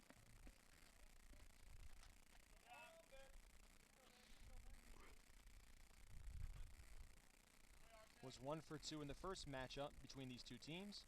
Metrick from the windup, off-speed pitch finds the zone. Gavin Metrick, for a rising freshman, not shying away with anything. Location and craftiness on full display from the 18-year-old. 0-1 count now. Scoops that one in the dirt. Nice pick by Redden. And he goes back to the off-speed, so far we've seen 5 pitches, only 1 fastball. Dickiera batting .333, 2 hits and 6 at-bats coming into tonight. Changeup misses, not quite sure where. 2 balls and a strike. A nice changeup by Metrick. Home plate umpire working a stiff zone. Fastball chopped to the left side. Cromartie stops, throw to first, got him! R.J. Cromartie from deep behind the third base bag makes a nice play on the 2-hopper. Gavin Metrick getting some help from his defense here in the bottom of the fourth. And there's 1 away. Dickiera grounding out to the third baseman for back-to-back times. And I like that play a lot from Cromartie.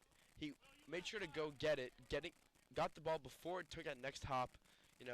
He saw his trajectory. You never know what's going to happen when the ball bounces one more time. R.J. Cromartie really settling in after a couple of rough performances. He's playing phenomenally. Ended his last outing extremely well with an RBI single. Tonight, playing extremely well in the field.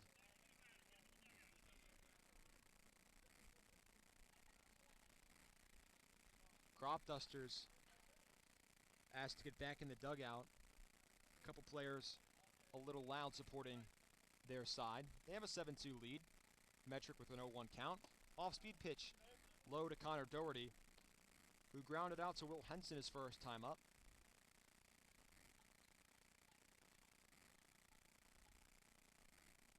Metric goes home.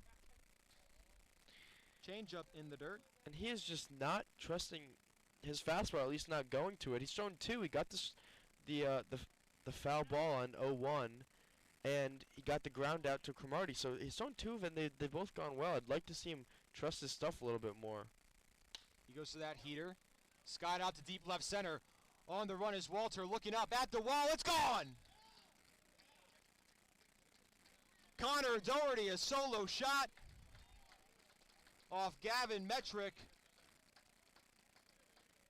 We know how powerful this Braves offense is. It's on full display here in the bottom of the 4th. Connor Doherty, his first home run of the season, or second home run of the season, rather. Balls are flying out tonight, already 3, and I guess Metric knew what he was doing in terms of not letting his fastball, be seen that much. But I hope that a young pitcher like that will not take that as a moment to say, oh, my fastball's bad. I gotta stay with my off-speed stuff. You're gonna be successful with a fastball. 3 home runs through 4 innings combined between both sides. Cade Walter had a chance at the wall, leaped up, just couldn't get a glove on it. Metric back to work, this time against Ryan Santangelo, who singled his first time up. Fastball skips on the dirt, right into the glove of Redden. It's a 2-1 count. For Metric, he had that .274 ERA for his his team. Maybe a bit of that's the way for the pitch. Nice curveball by Metric. Santangelo out ahead. Evens the count, 2 balls, 2 strikes. Just a bit of a reminder that this is a new level of players, and it's not going to be as easy, but he's still got his good stuff. Santangelo takes that one for a ride. Base hit out to left field. 2 singles for Ryan Santangelo, which is big for him. He came into tonight struggling. Only 1 for 11 tonight, 2 for 2. Yeah, 2 hits can totally change the outlook of your season, of your batting average, and so good for him. Finding a bit of a groove today after a while of just kind of being in no man's land. A guy that really has yet to find his groove tonight is Sam Grube. He's walked twice, has yet to swing the bat. Yet to see a strike. And that'll continue. 9 straight balls to Grube. 1-0 count. Metric missing low with the fastball. Santangelo, a conservative lead at first base. Metric not really checking, goes home. Fastball in there for strike 1. Speaking of home runs, Sam Grube had one against the Cropdusters in the team's first meeting.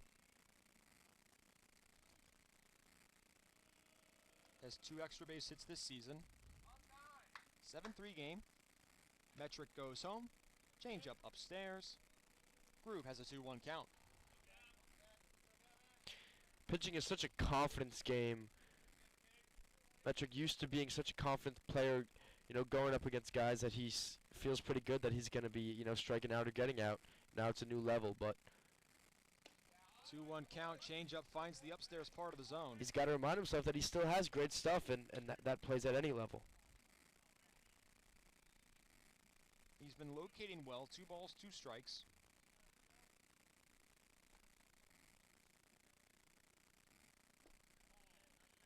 Off speed in the dirt. I think him and Russell, who we're going to see next, are maybe going to benefit. Those 2 incoming freshmen are going to benefit from this summer as much as anyone else. Just getting to pick the minds of pitchers who found success at the collegiate level. 3-2 pitch. Fastball below the knees. Grube, 3 walks tonight. There's 2 aboard with 1 away here in the bottom of the 4th. Santangelo on second, Grube on first, and it's Franklin Gomez Jr. up at the dish for the Braves. 4-run lead for the Cropdusters. Has never really seemed that large. First pitch changeup upstairs. 1-0 count. And once again, that tying run is up. Got to find a way to pound the zone here. With a tying run up next, excuse me. Fastball in there for strike one. Gomez already grounded into one double play. Be a great situation for another for Metric. Just kind of reset, get a clean inning. Metric comes set, checks on Santangelo at second, then goes home. Fastball nice on the outside part of the zone. 1-2 count.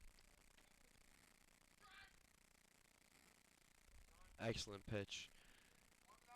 1-2. He's seen success with that ball in the dirt, with that 2-strike count. Expect him to try to locate it there. Metric kicks leg and deals. Gomez, fly ball, out of play. Skied to the right side. Coy Swanson could not get there. Landed in the Cropdusters bullpen. Yeah, and a member made the catch. I can't, not able to see who it was, but someone made the snag. I think they were asking for it to be an out, but unfortunately not how baseball works. We know how the Savannah Bananas do it. They count it. This team very reminiscent, jersey-wise, of the Savannah Bananas. 1-2. Chop to the left side, out of play. Gomez battling with 2 strikes. He's fouled off 2 straight pitches, not making it easy on Gavin Metric. Still 2 men on with 1 away. But I like what I'm seeing. Ahead of the count, and he's not afraid, he's not in that mindset of I gotta throw a hurry pitch. He's attacking still. 1-2. Upstairs. Gomez takes 2 balls, 2 strikes.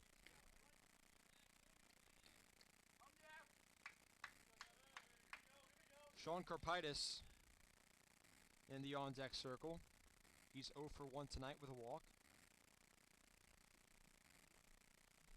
Metric takes some time in between pitches. Now gets on the rubber. Takes the sign from Rudden. Nods. Comes set. Looks home. Lifts the leg. Fastball in there. Gomez down on strikes. Froze him. Key K for Gavin Metric. There's 2 away here in the bottom of the 4th. Gomez now down for the 6th time this season on strikes. Makes things a little more difficult for Sean Carpitis. Has still yet to record a hit this season. We know he has power, 19 home runs just this past year at Frederick Community College. Swings through the first strike. It's 0-1. Just not able to pick up that off-street pitch at all. It's just well ahead of that one. That changeup working well out of the hand of Metric. 2 aboard with 2 away. Off speed in there again for strike 2. Carpitis having a hard time seeing that out of Metric's right hand. Yeah, he goes to the big breaker there, and now way ahead, he's got the ability to go wherever he wants. Can toy with Carpitis if he so chooses. 0-2 count, lifts his leg, goes home. Off speed, swing and a miss! Gavin Metric back-to-back Ks to end the bottom of the 4th. The Braves leave 2 stranded. Tally a run on a solo shot by Connor Doherty. It's 7-3 Dusters as we head to the top of the 5th, where Will Henson will lead things off for Olney. Gutsy by Gavin Metric, 2 aboard with 1 away. Delivers back-to-back strikeouts. Braves strand 2 in Metro South County. Keeping things close. Back to a 4-run game, the same spot that we were at going into the 4th inning, now in the top of the 5th. For Metric, just the one mistake. That fastball not in the location he wants it. Tried to get it, low and away. Instead, kind of misses middle up, right in the wheelhouse. And yeah, it's just another reminder that at this level there's going to be good hitters, and if you don't locate, it's what's going to happen. But like the rest of the inning showed, if you locate your stuff, they're not really, you can still find so much success. It's just location becomes so much more important as everyone has good stuff and everyone throws fast. Donovan Whitfield back out for his third inning of work. Sun has descended into the night sky here at Metro South County High School. Still quite pleasant out, though. Still some light shining through, not completely dark quite yet. It's quickly approaching. Lights have been turned on. Cropdusters lead 7-3, and the way they've been hitting, you might not need the lights the way that Coy Swanson and Cade Walter have been bringing their own fireworks. And third inning of work, the control has been on and off for Whitfield. I wonder how that'll work in this inning, as, you know, often for guys who are struggling with the strike zone, the deeper you get, just if you're not able to find it, it just gets worse and worse.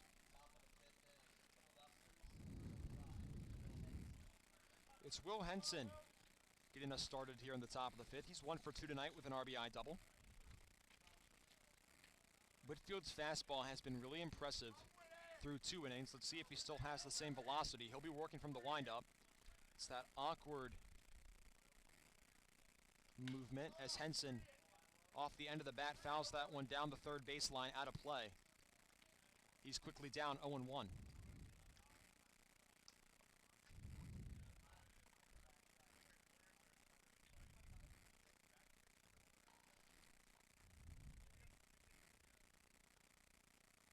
Henson flew out to left field his last time up.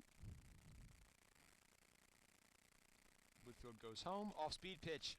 Henson goes around. It's 0-2. He didn't think so. He gives the umpire a "are you kidding me" kind of smile. Now takes a deep breath, gets into the batter's box. I think it could have been called the called strike anyway. It was a nice pitch by Whitfield off speed, finding the lower part of the zone right at Henson's knees. Swing and a miss. Will Henson chases low. Santangelo throws to first on the drop, third strike. Henson down on strikes. His 4th K of the season. Nice pitch by Whitfield there. Goes, you know, saw the confusion on the 0-1 breaker. Goes even more in the dirt. Henson unable to lay off of it. In steps RJ Cromartie. He's been red hot his last 3 at-bats. 2 hits and a walk, dating back to Friday night's contest. Fouls the off-speed pitch off to the left side. Yeah, pretty late swing from Cromartie. Maybe just trying to figure out the timing, get a better read of the pitch. Worked a nice walk in his last at-bat. He's been dangerous on the base pass. Has swiped 3 bags tonight, including a steal of home. Takes the fastball on the outside edge. He's down 0-2. Whitfield, compared to Smallwood, really commanding this Cropdusters offense. Moves fast, goes home. Off-speed pitch in the dirt. Cromartie takes. And it's 1-2. Yeah, it's coming in hard, and I think the real difference is that big breaking ball. We just didn't really see that from Smallwood. He was trying to work fastball changeup, and it's just tough if you don't have a real big breaker. 1-2. Swing and a miss. Fastball blows right by RJ Cromartie.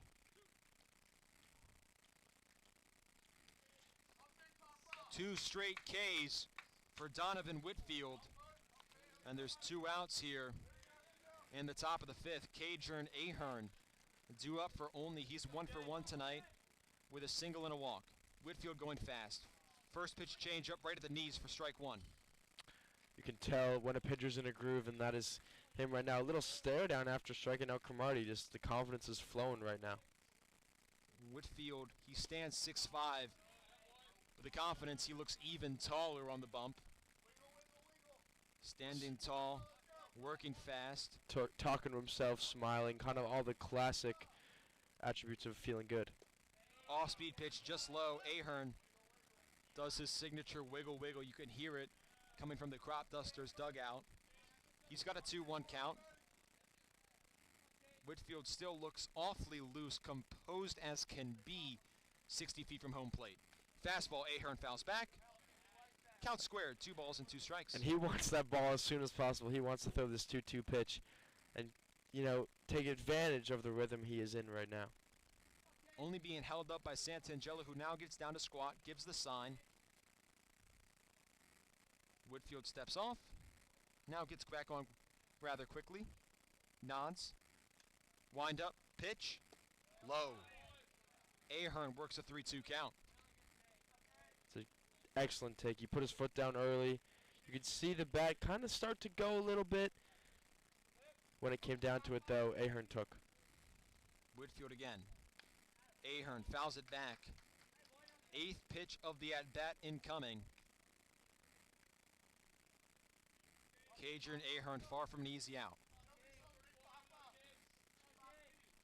The 3-2 with 2 outs. Fastball outside Ahern. Draws another full count walk.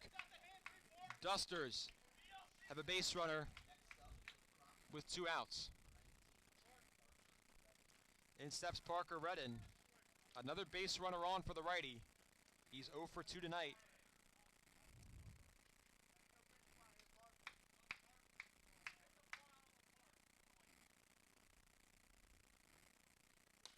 First pitch swing, Redden sky high over to the right side and out of play.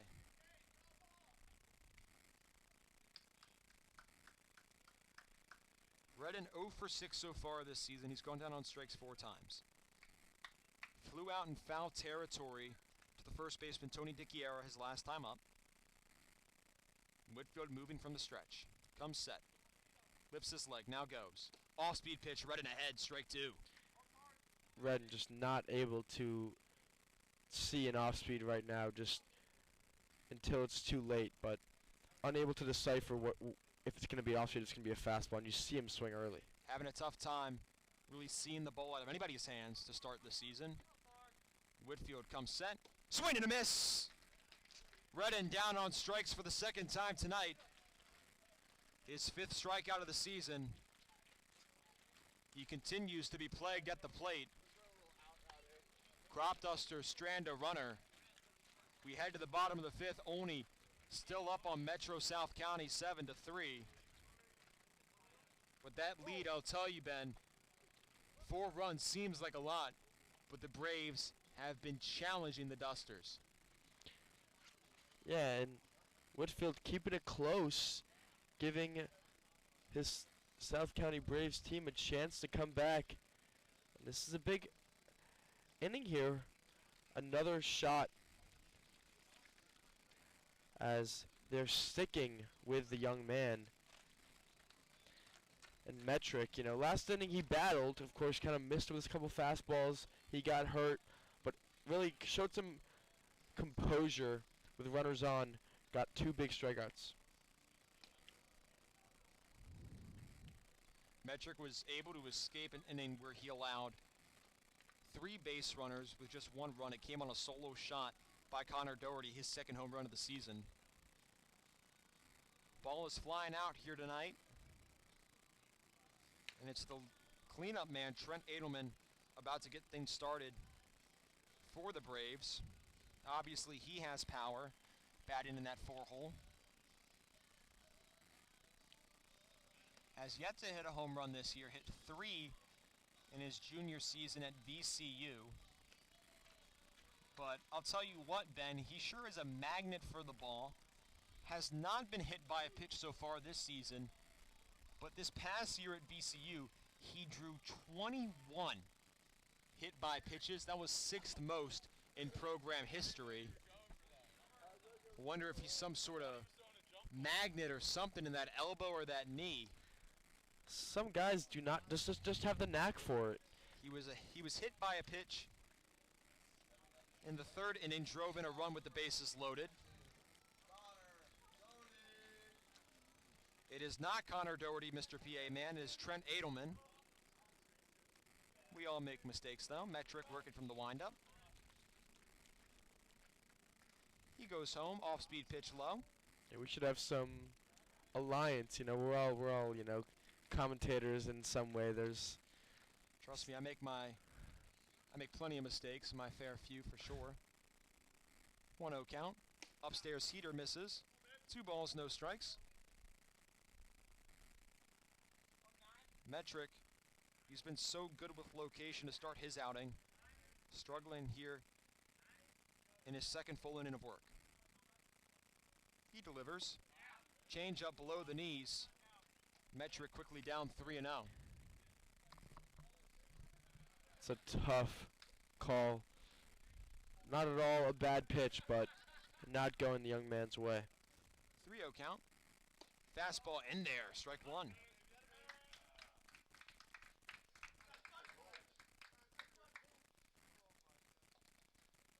Three-one count.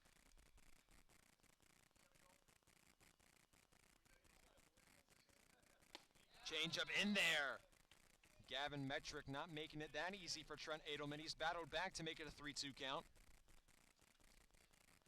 In this count, you become a little antsy as a hitter. You take two fastballs or take two pitches in the zone. Sometimes you then expand your zone on 3-2. Check swing. He goes around.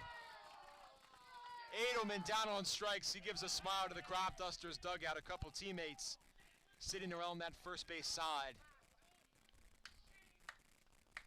Gavin Metric, a nice come from behind K. His third of the evening. Fourth of the evening, rather. Had one in the bottom of the third. Two last inning. And in steps Charlie Brinkman. And three consecutive. Harrison Helton, rather. We talked about mistakes. I'm all over it right now. No, that was just your way of making a mistake, so you could. Trying to make the PA announcer feel. Yeah, exactly. I'm sure he's listening. You know, why not? Who wouldn't be on this beautiful Monday night? Helton goes around on the pitch in the dirt. Metric stuff. He's got a lot of swinging strikes. Clearly, the Braves players having a hard time locating it out of the hand. Metric moves fast, goes home. Fastball coats the outside edge. It's 1-2.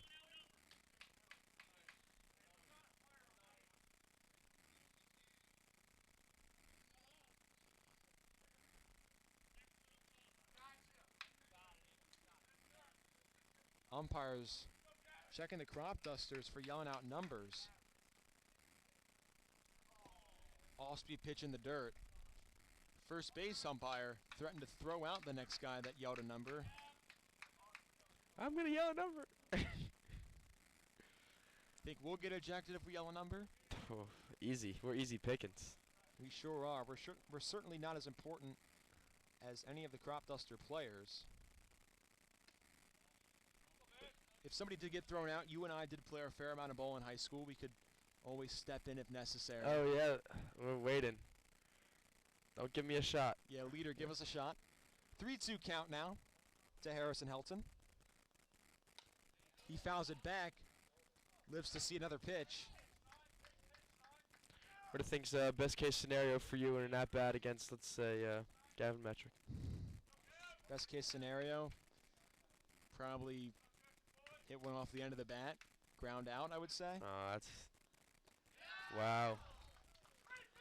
Harrison Helton doesn't fare much better than I would. Chases one in the dirt. Back-to-back Ks for Gavin Metric. Make it 4 straight strikeouts. He's absolutely dealing. And another ball that was chased in the dirt. That time on a 3-2. These Braves players really fooled by Metric stuff. They're taking these half swings. It's, you know, they know that they shouldn't be swinging, but they just cannot help themselves. Another half swing. That time it's fouled off. Charlie Brinkman up at the dish. He's 0 for 2 tonight with a strikeout. Was Metric's first victim of the K in the bottom of the third. Left 3 men stranded, bases loaded. After that walk, he's really seemed to find a groove. It seemed like there might have been an issue if he was going to be able to get out of that 4th inning, but since then, 4 straight Ks, and he's looking like he should be good to finish this inning and go out for another. 1-1 count to Brinkman. Change up, skips on the dirt. 2-1.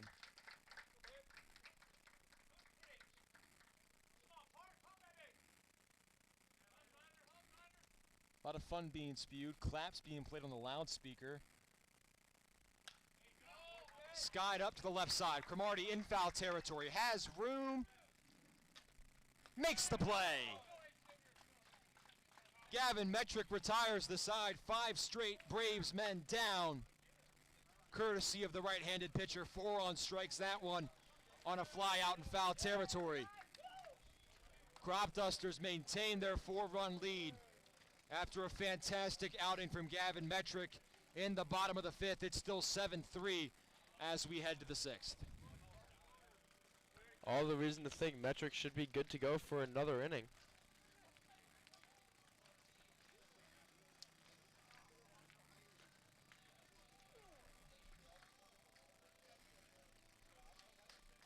We'll see if Whitfield comes back out. He's been awfully effective. And right on cue, it doesn't look like it. New arm for the Braves.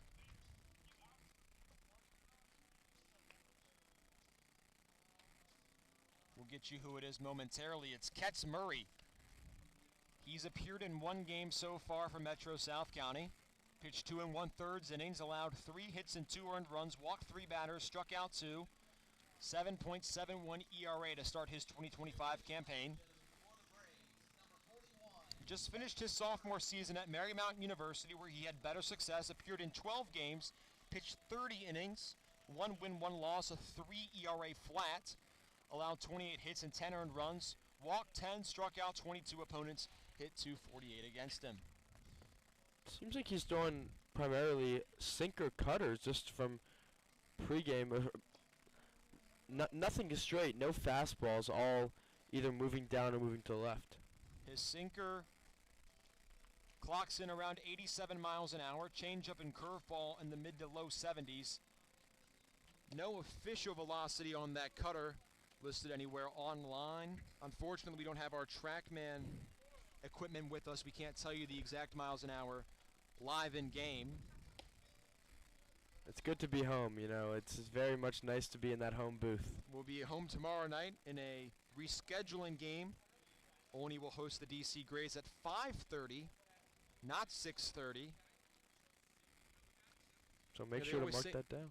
They always say it's 5 o'clock somewhere, Ben. Obviously, they have the brewery stand at First Responders Field, so why not spend your happy hour at the ballpark with us tomorrow and watch this Cropdusters team who will go against a Grays squad that they dominated just a season ago. Yeah, you know, it's a lost art, but people still do it every now and then. You'll see people at the ballpark listening to the radio while they're watching.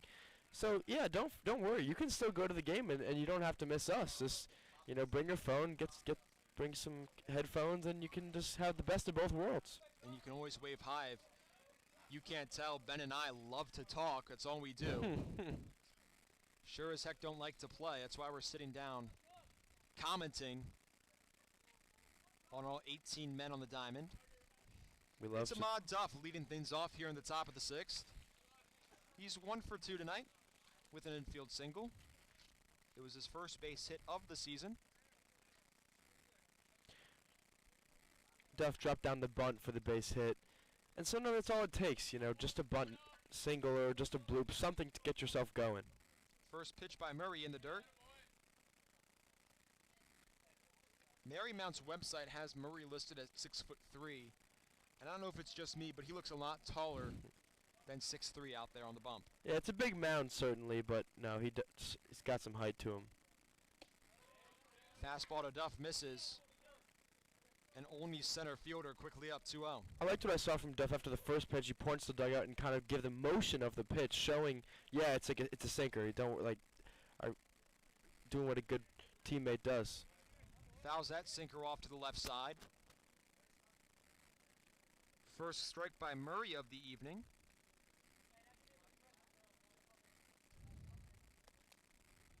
Two balls and a strike. Middle infield back corners playing in, obviously respecting Duff's speed.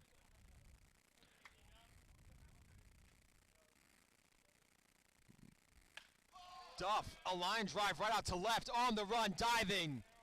Sean Karpaitis makes the play, a sliding stop by the left fielder. Nice contact by Ahmad Duff. Leads to nothing.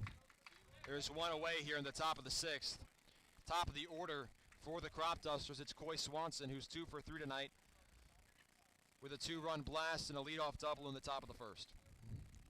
Unfortunate for Duff there. He put a good swing on it, just stayed up too long for the left fielder to go and snag it. Coy Swanson takes the sinker, first pitch, strike one. Swanson, he struggled earlier, at least in a couple games, taking the pitch the other way, but with a sinker, it's going to be moving away from him, a real situation that he might have to look to go in the other way. The 0-1, Swanson fouls it near the Cropdusters dugout. He's quickly down 0-2. One thing that's for sure is that Murray's really starting to find control a little bit. Swanson's going to have to battle back. Struck out his last time up. We're in the top of the sixth. Swanson is looking for that cutter. That cutter seemed to be a little flat in warm-ups. That cutter skips on home plate. Nice call, Ben. A ball and 2 strikes. I think that's the pitch you're going to be looking for. That sinker's got some nice downward movement. The cutter, though, a little bit flat. Doesn't seem to move that sharply. A pitch that they'll be looking to hit. The 1-2. Swanson takes it outside. 2 balls and 2 strikes.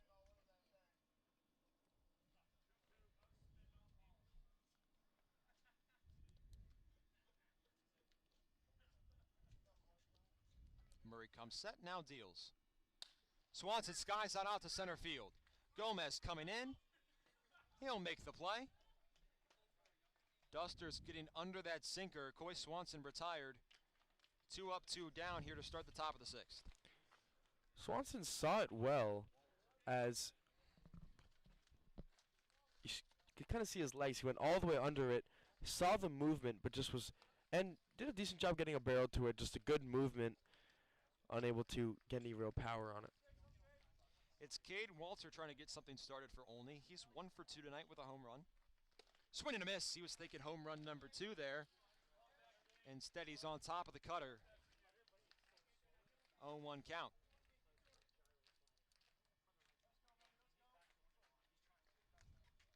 Murray goes home. Swing and a miss. Walter having a hard time seeing the off-speed out of the hand. He'll have to battle back. He's down 0-2 with 2 away here in the top of the sixth. Duster still leading 7-3. Murray goes home. Chopper down the first base line. Dickiera coming up.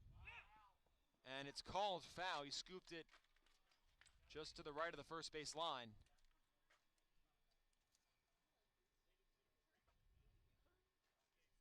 Walter a little bit lucky there. He'll live to see at least one more.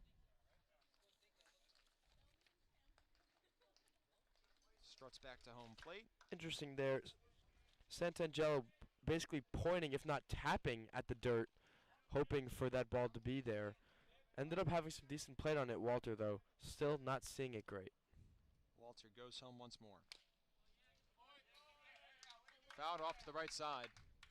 Out of play. Cade Walter, 2 straight ground ball foul balls. A little bit ahead. We've yet to really see that sinker this at-bat. Murray's location has been fantastic. He comes set, takes the sign, goes home. Swing and a miss! Gets Murray, retires to the side. 3 up, 3 down in the top of the sixth. Dusters' offense has gone cold. It's still 7-3 as we move to the bottom half of the inning. A lot of slow stuff. Then goes to the heater, the sinker, and yeah, it's tough. You know, you try to time yourself up for that slower pitch. You get sped up, and it's tough to make that quick adjustment. New arm coming in for the Cropdusters. It's number 10, Matt Russell, Gavin Metrick's teammate at Reservoir High School, also a rising freshman at Towson, also a right-handed pitcher, also around 6 feet 170. These guys are nearly identical, and we talked about the accolade for Metrick. Russell was Howard County Pitcher of the Year this past season, posting a .75 ERA and 49 innings of work, struck out 74. He's got a little more velocity than his Reservoir High School Olney Cropduster, Towson teammate, all 3. Fastball anywhere from 87 to 89. Changeup high to low 80s, or high 70s to low 80s rather. Curveball mid 70s, slider high 70s, topping out at 79 miles an hour. So with it So only Leader going with his guys here out of the bullpen. and with it only being the bottom of the sixth, you'd figure we'll get an inning out of someone else. You know, interesting to see who that will be. We have inclinations as to who it might be. One of those arms being Egan Lowry, who we saw here in the season opener, really struggled. Only recorded I do one believe out. in a close game they might also look to Gavin Lill. Coach Evans said that Lill came up the depth chart just in terms of today, and we know he's someone who could close a game. So I think if it does get closer, it'll be interesting to see what choice they'll make. Lill closed out the home opener against the Gaithersburg Giants, allowed 1 run. Did not affect the outcome. And I'm sure Coach Leader also thinking there's got to be some friendly competition between these two teammates and also soon-to-be teammates. Russell, seeing what Metric did, I'm sure he's going to want to do just as well as he did, if not better. Pinch hitter in for Tony Dickiera. It's Nate Dudek. First pitch upstairs. Dudek has appeared in 14 games so far this season. He's batting .143. And they're having this issue again that Metric had after one pitch. Their communication just seems to be a little rough. Like you said, first time, you know, throwing to each other and having this rapport, something that'll just get better and better throughout the year. Nate Dudek takes over for Tony Dickiera at first base. He's got a 1-0 count. Recorded 2 hits and 14 at-bats. He's walked 3 times, struck out 4 times. Swing and a miss there. Fastball by Russell, right by Dudek. It's a 1-1 count.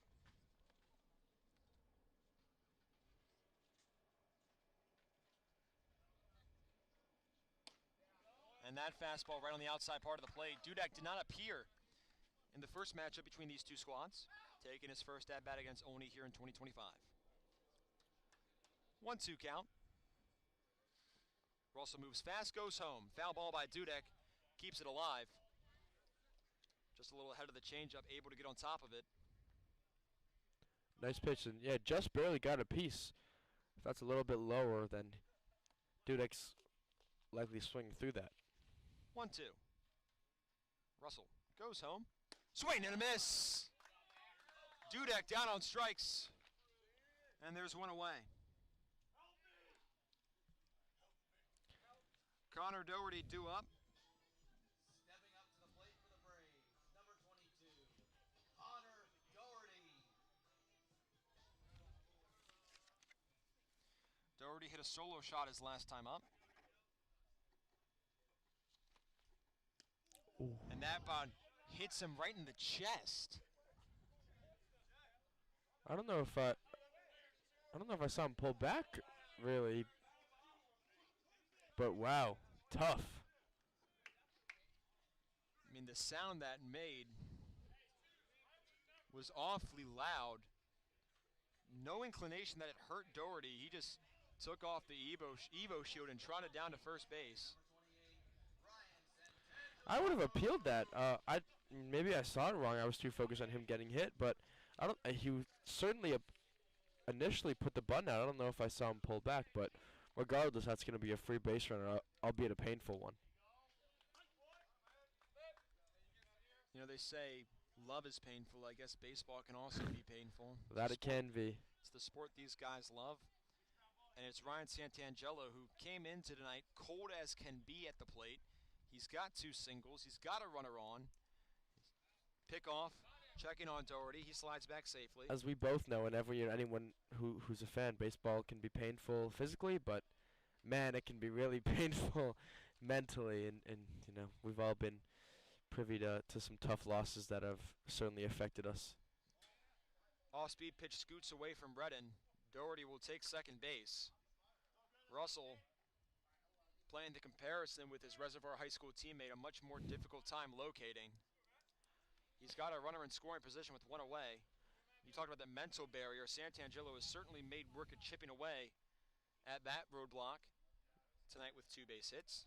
Despite all the similarities, they are incredibly different pitchers. Fastball fouled straight back. It's 1-2. Russell, all about that fastball, and he's got some extra miles an hour. I think also it seems a little bit less straight, maybe some movement on it. I think partially it's because he's not exactly from over the top, so it looks a little tougher out of his hand, and it's clearly an effective pitch. 1-2. Weak ground ball down the first base line. Klein does not scoop it cleanly. An error by Roan Klein, his second of the season. Routine ground ball, too much to handle. And there's runners on the corners with 1 away. Yeah, not sure what happened on that one. It wasn't hit that hard. Maybe some backspin, but seemed like an incredibly routine play. And yeah, the last thing you want to give a struggling team is free bases, and Top of the order stands in. Ball gets away from Redden behind home plate. And Santangelo takes second base. 2 men on. Both in scoring position for Sam Gruber, has 8 RBIs on the season. He's walked 3 times tonight. And he's got a 2-0 count. Franklin Gomez walked 4 times the first time these two teams met. Grube almost trying to replicate his teammate who follows right behind him. Foul ball straight back. It's 2-1. yeah, base knock splits this deficit and makes it the closest lead it's been since the top of the second inning at 7-5. So Big spot here for the Braves. Grube fouls it off to the left side, out of play. He's got a 2-2 count. Gavin Russell going to have to battle here, not getting help from his defense. yeah, Matthew Russell pitching from the stretch, so basically saying to Santangelo, take as big of a secondary as you want, and a base knock, he will be able to come across and score. The 2-2. Russell pauses from the windup. Grube, weak ground ball. In comes Kiefer. On the run, throw to first, got him. Run comes in to score. Santangelo advances to third. An RBI ground out by Sam Grube makes it a 7-4 ball game. And a nice play there by Luke Kiefer. On the run, coming in, scooping, throwing in one motion. Yeah, it's a nice play and a good pitch to get the impressive Sam Grube to roll over. Franklin Gomez stands in. First pitch outside. 1-0.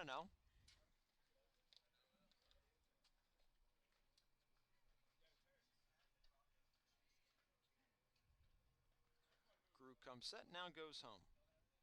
Or rather, Russell comes set and goes home. Grube just grounded out. It's Franklin Gomez up at the plate. He's 1 for 3 tonight with a single. We've yet to see him walk against the Cropdusters, so maybe it's just a time. Gomez skies that one out to deep right center. On the run is Duff, and Swanson can't make the play. Gomez, an aggressive round into first base. He'll retreat back to the bag. Nice effort by Coy Swanson. But Franklin Gomez with a 2-out RBI single makes it a 7-5 ball game. And that Roan Klein error really showing its effects here so far. Yeah, as it often does, the errors just seem to, pitchers know how to get 3 outs. And it seems like when they are tasked to get 4 outs, it becomes a lot more challenging as you'd expect. So, work to do as, you got a situation there. He's bent, now he can't break. Charlie McGulick pinch hitting for Sean Karpaitis.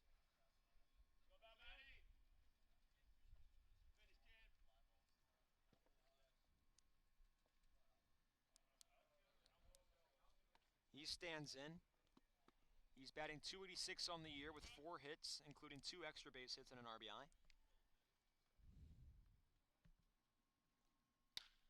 Hard line drive, base hit. Down the right field line, Swanson comes up, throwing to third. It's picked up by Henson on the cutoff. Awkward slide by Gomez at third base. He rolls over his head.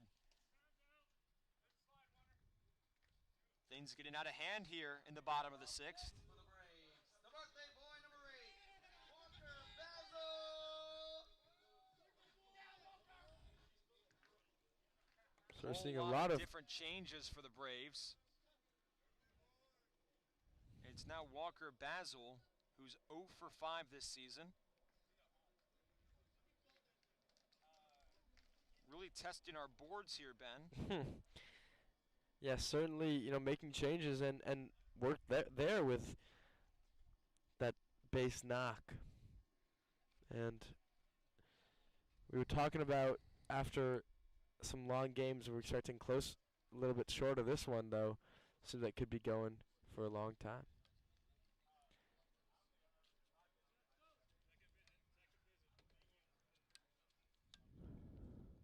Russell in a jam. It's a 2-run ball game.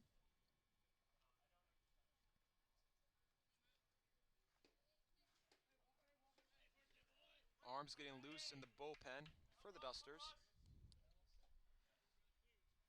It's Walter Bazile. Ball skirts away from Redden.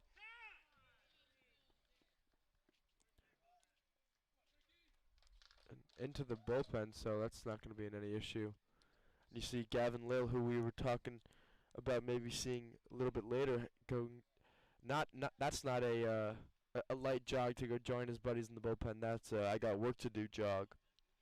Lill heads to the bullpen. Run comes in to score. It's Gomez.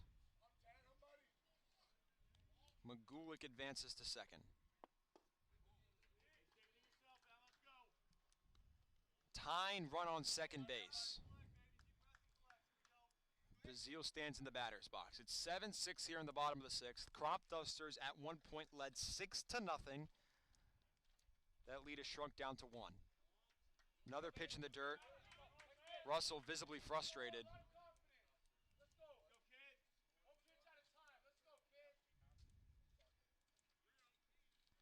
3-0 count to Bazile.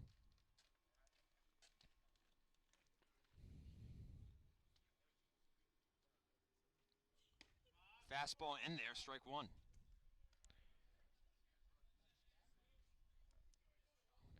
Yeah, work to do. Still has the lead, but needs to get this out. Do not want to put the go-ahead run on base. Bazile seeking his first hit in 2025 was 0 for 16. Doesn't get it there. Line drive straight to Kiefer. Russell, an ugly bottom of the sixth, allows 3 runs. Didn't get a whole lot of help from his defense either. A Roan Klein error leads to 2 of those. It's 7-6 as we head to the top of the 7th.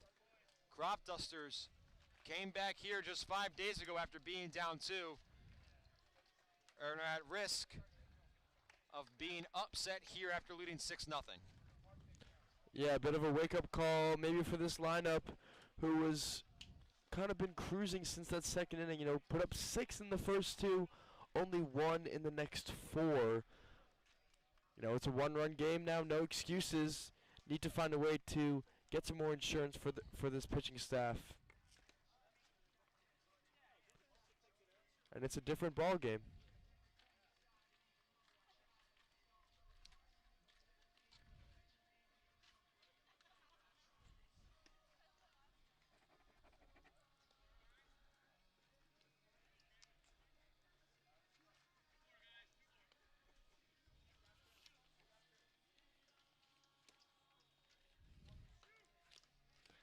Positive for the Cropdusters is that it's going to be Luke Kiefer leading off, who's had a very impressive day at the plate.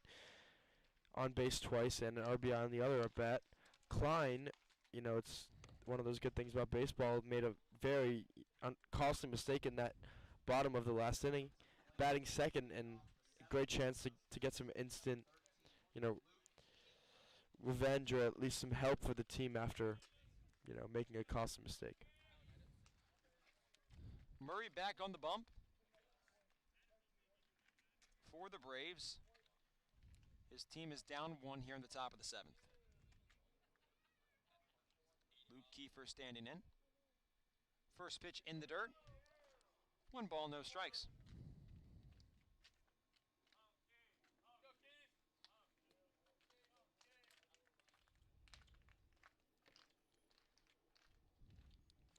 One 0 count.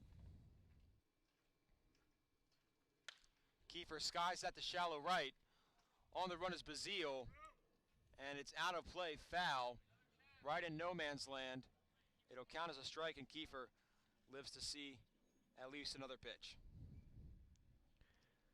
But again, that's the power of that sinker. It looks like it's going to be a decent pitch down the middle, but the movement on it just takes it on the hands, and Kiefer not really able to get the barrel out for that one. This Braves bullpen has really shut down the Cropdusters. 1 run allowed in 4 innings of work. 5th inning now for the Pen, and it's Murray's second. He goes home. Kiefer skies that out to center field. Gomez coming in, and it's in no man's land. High fly ball drops in right center for a base hit. Make that another base hit for Luke Kiefer, his second of the evening, 3rd time reaching first base safely. Another guy who is a potential stolen base threat, stole a base in his last at-bat. Stole 2. Oh, rather, stole 1. Walter stole 2. Roan Klein stands in, trying to avenge his error in the bottom of the 6th. We've seen that pitch a lot to the lefties already. That cutter starts out of the zone, kind of backdooring it, using it similar to like a slider. It's unclear if lefties would ever like that pitch, but if so, you would have to kind of sit other way for it to come. Pick off of Kiefer. He goes back standing up. That's Nate Dudek at first base, taking over for Tony Dickiera. Klein 1 for 3 tonight with an RBI and a single. Grounded out to first base his last time up. Chops that one down the first base line, out of play. And he's quickly down 0-2.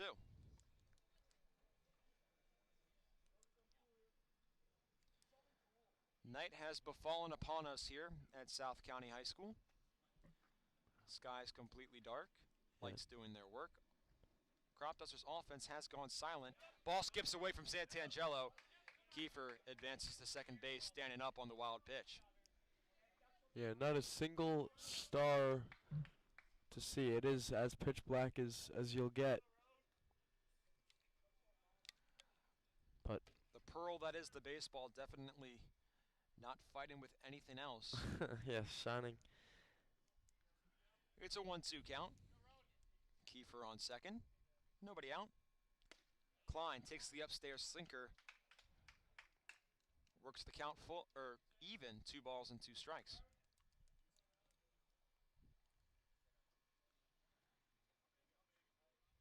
Grube holding Kiefer at second base, playing deep in the hole. Murray goes home. Outside and low, Klein has battled back to make it 3-2.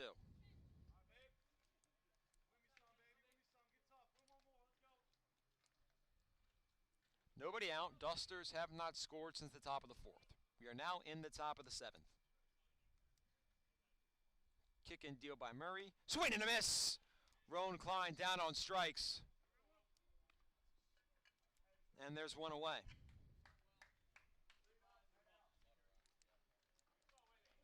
Just unable to catch up to that sinker. It's been a very effective pitch to the lefties. We saw it to Walter as well. The sinker away with decent run, decent velocity, tough to pitch to hit. Will Henson stands in now. 1 for 3 tonight with an RBI double. First pitch sinker upstairs. Henson takes, it's 1-0. We don't have the best angle from around the first base dugout, but even here you can see how much run that pitch is having. For righties, it starts towards the middle and ends up kind of on the hands.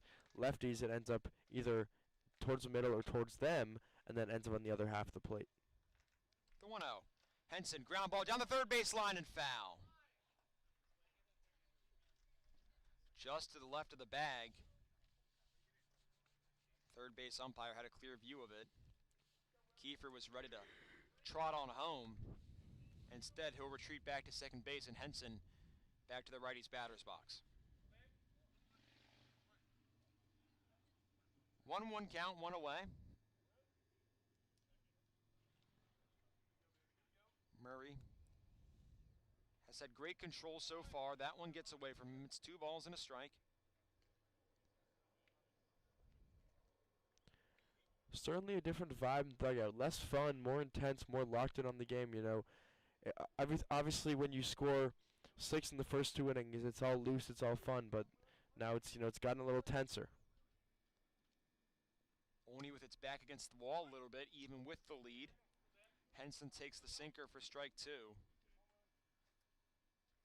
Bullpen for the Cropdusters, something that has been very strong to start the season, has come up short at times tonight. 2-2 count. R.J. Cromartie waits in the on-deck circle.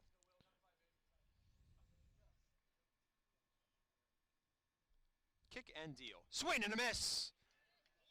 Off-speed pitch. Gets Henson out ahead. 2 straight strikeouts by Ketz Murray. And in stands R.J. Cromartie. Went to the cutter, slowed it down on Henson, and he was trying to be as timed up as possible for the sinker, and certainly got him. Cromartie with a chance to add a run. He's 1 for 2 tonight with a single. Sinker just outside, 1-0.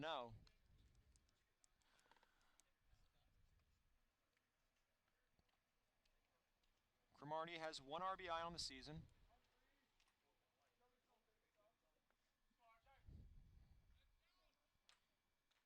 It came against the Giants on Friday night. Fastball at the knees, strike number 1. Yeah, there's that backdoor cutter. I think he's been trying to throw to lefties. It's a tough pitch because lefties kind of bail out, even though they're talking to each other. Still, when you see it for the first time, you looks outside, you kind of just give up on it. The late make makes the strike. Off goes Kiefer. Cromartie skies it down the left field line, out of play. Great jump by Kiefer, even with the open throwing lane by Santangelo. Nobody to avoid in the righty's batter's box. Yeah, he had that base stolen. But you cannot blame Cromartie for taking a pitch. For not taking a pitch with 2 outs and already 1 strike to his name. With the runner already on second as well. Cromartie now already has 2 strikes to his name.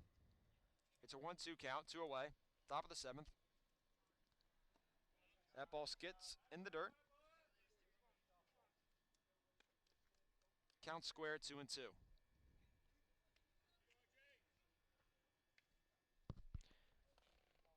Cropdusters were really not striking out a lot through the first two times around, but since then, the K numbers have increased. Of course, some of that has to do with the pitching, but got to find a way to continue to work tough at bats.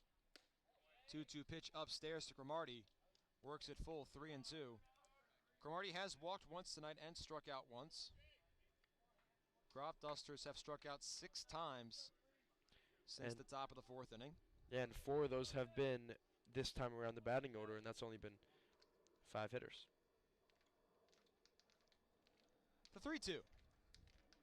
Murray goes home. Cromartie takes and draws his second walk of the evening. He's now reached base safely 3 times. Another really impressive at-bat from Cromartie. A very patient hitter, taking pitches until he gets one he likes, but also happy to get his walk and pass the torch to someone who's looked great all day. Cager and Ahern due up for Olney. He's 1 for 1 tonight with a single, has also walked twice. Big spot for the lefty. He's got 2 RBIs so far this season. Sinker at the shoulders, called strike. Oh, 1 count. Cromartie on first, Kiefer on second. 2 outs here in the top of the 7th. 1-run ball game. Murray sets, kicks, delivers. Swing and a miss. Ahern ahead of that one. He's down 0-2. Kiefer got his way to second base with still no outs. They would not want to strand the runners in scoring position with no outs. You know, unable to get him over was Klein. Henson also went down by the K. Ahern's got to find a way to battle. The 0-2. In the dirt, gets away from Santangelo. Both runners will advance. Kiefer to third, Cromartie to second.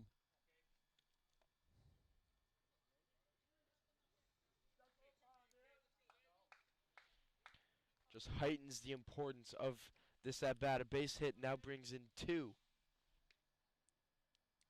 Also put some pressure. Ball in the, got to be careful with that ball in the dirt. Do not want to give up a free run.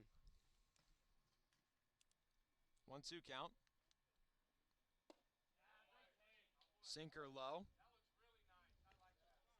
2-2 count. Ahern not an easy out. He's battled back twice to draw walks. We saw that Ahern wiggle becoming as iconic as the Soto shuffle. 2-2. Chopper, nice play by Murray on the mound. Fields it cleanly, throw to first. And the inning's over. Cropdusters leave 2 stranded in scoring position, come up empty-handed. 4 straight scoreless innings for Olney. Still a 7-6 ball game as we head to the bottom of the 7th. Meanwhile, we will stretch.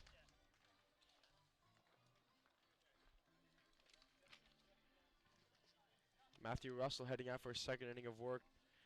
Much different situation than when he came in last inning. No longer a comfortable lead. Now just a 1-run ball game. Things get intense and tight here at South County High School. A 6-run lead by the Cropdusters has been erased and dwindled down to 1.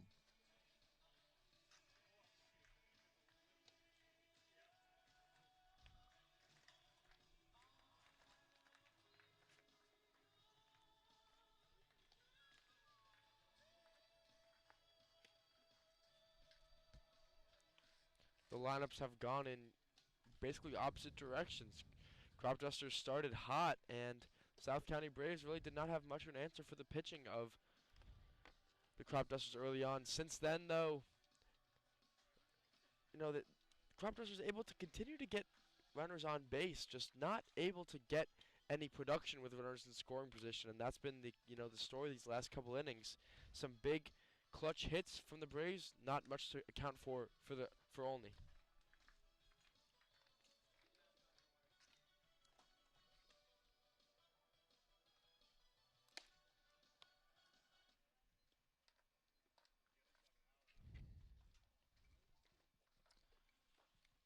Harrison Helton will lead things off here in the bottom of the 7th. On deck for Metro SOCO is a pinch hitter, Nick Frankuzenko. He appeared in the team's first matchup, went 2 for 4 with an RBI.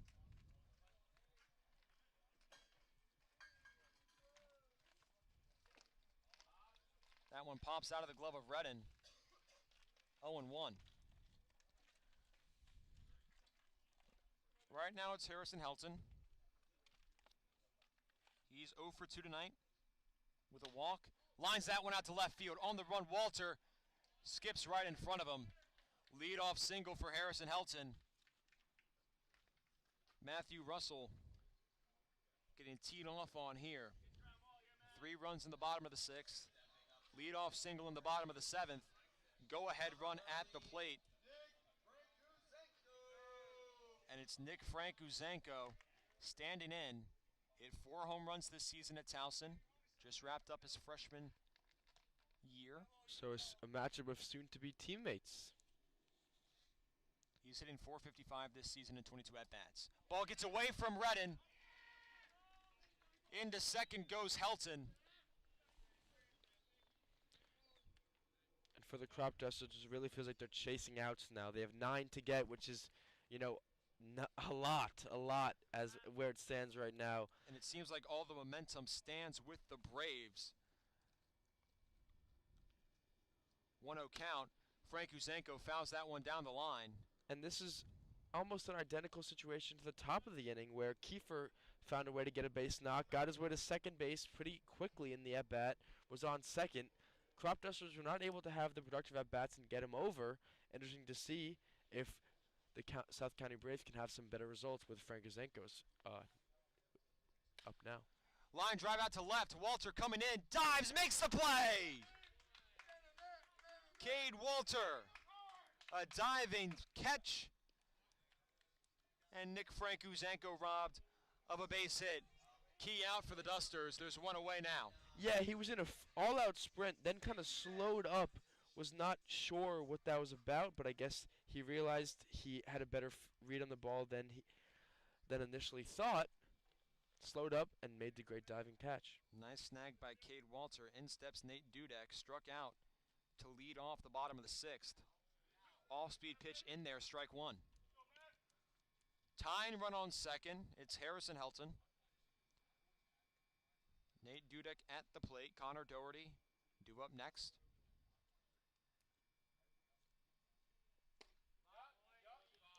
Fastball below the knees. Count square, 1-1 with one away. Certainly not a bad pitch. Russell would have loved to be ahead 0-2, but he'll have to battle from a 1-1 position. Redden drops the off-speed pitch.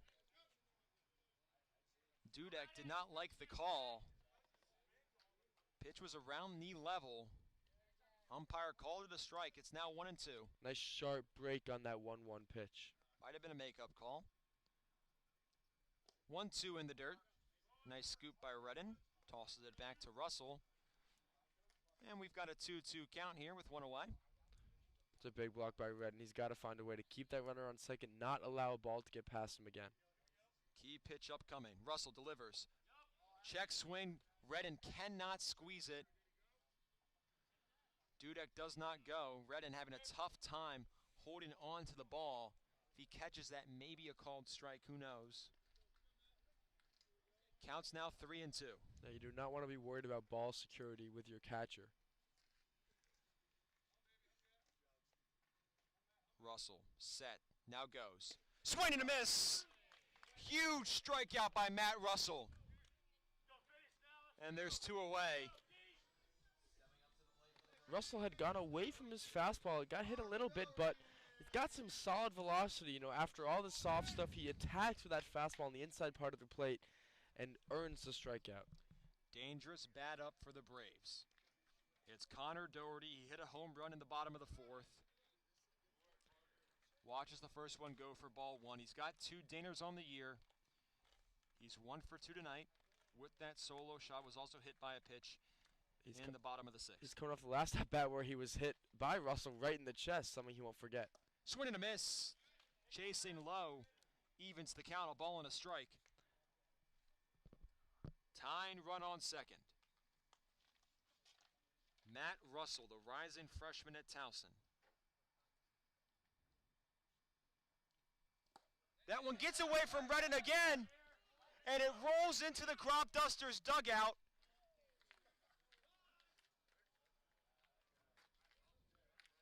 Near disaster for Olney. Runner on third now, and you have to wonder. Tough time for Redden stopping some of these balls in the dirt. He's got to come up big right now, or else this game is tied. No doubt. And we're going to see a very active approach from Helton on base. And you can understand why, especially now that Russell's going to go from the windup. Chance to get a huge lead, a huge secondary. That one gets away from Redden again, hits off Doherty. And he's just struggling right now to secure these. You know, a lot of movement, new arm angle, new pitch. It's 3-1. That one in there, Redden secures it. Counts now 3-2. Tying run on third, 2 away in the bottom of the seventh. 3-2 count to Connor Doherty.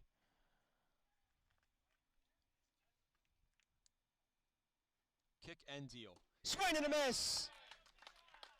Russell does it himself, back-to-back strikeouts. Strands Harrison Helton. Cropdusters hold on to the one-run lead as we head to the top of the 8th inning. Really impressive inning there. Working around the runner on second and some, questionable work behind the plate, able to survive, and he does so by using his fastball, his strong stuff, and just attacking hitters. Dudek with the K, and then Doherty, who's had the home run, but just goes at him, and some nice late break on that. Kind of moved like a sinker, sort of, but the velocity and the movement is exactly what he needed there. Gets the big strikeout. Big chance right now for Parker Redden to get his offense going, both personally and team-wise. He's 0 for 7 to start the season with 5 strikeouts.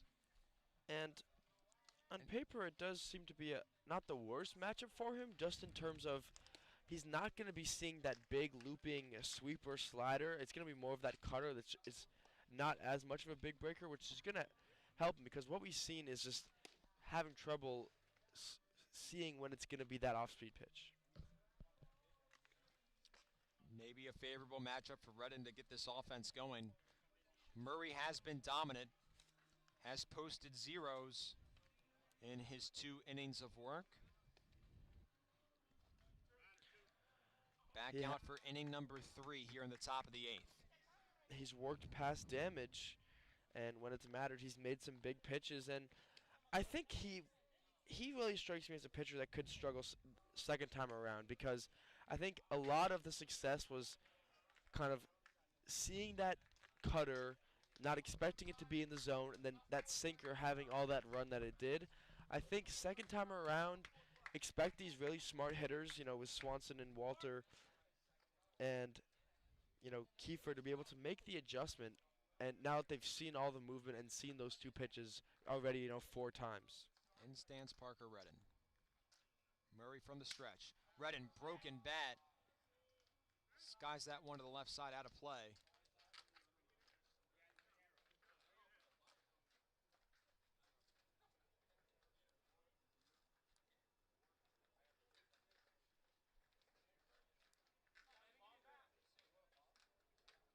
Always a sad moment. Brutal to see. He Nice grabs piece a of new lumber. bat. He's down 0-1. Yeah, his swing, pretty early right now. It seems like he's sort of guessing. Not necessarily the fastest, just work for him to do. Heater upstairs finds the zone. Redden doesn't like the call. It's 0-2. Seems like he might have a fair argument, a little bit up. Especially for someone who's been catching, he has a decent sense of what the zone's been, so getting a call like that blindsided him a bit. Murray delivers. Check swing. Did he go? Yes, he did. Parker Redden down on strikes. And Murray absolutely dealing through 2 1/3. The cutter came, and it's just kind of the same issue. He's just not able to diagnose the off-speed pitch. Decent movement on it, decent location, but Redden is just having a real tough time right now. In stands Ahmad Duff. Swing and a miss. Under the sinker. Murray unfazed on the mound. As emotionless as a zombie almost, yet he's absolutely dealing. Duff led off. He had the first at bat against him, and he probably had the best swing, that line drive to left field, just unable for it to fall in. That sinker finds the zone. Duff doesn't like the call, thought it was up as well. I think he has a reasonable argument to go with that one. Strike zone expanding here as the clock ticks towards 9:30. We just surpassed that timestamp. Duff now down 0-2. Murray, set, lifts his leg, goes home, swing and a miss! 2 up, 2 down for Ketz Murray, both on strikes. Top of the lineup for the Cropdusters, it's Coy Swanson. Murray is just grooving right now. 5 strikeouts through 2 2/3. 2 2/3. one little bloop hit, one walk from Cromartie, but just finding ways to silence this Crop Duster offense that seemed like they'd finally started to really get going earlier in this one. First pitch sinker in there, strike one. Swanson watches it go by.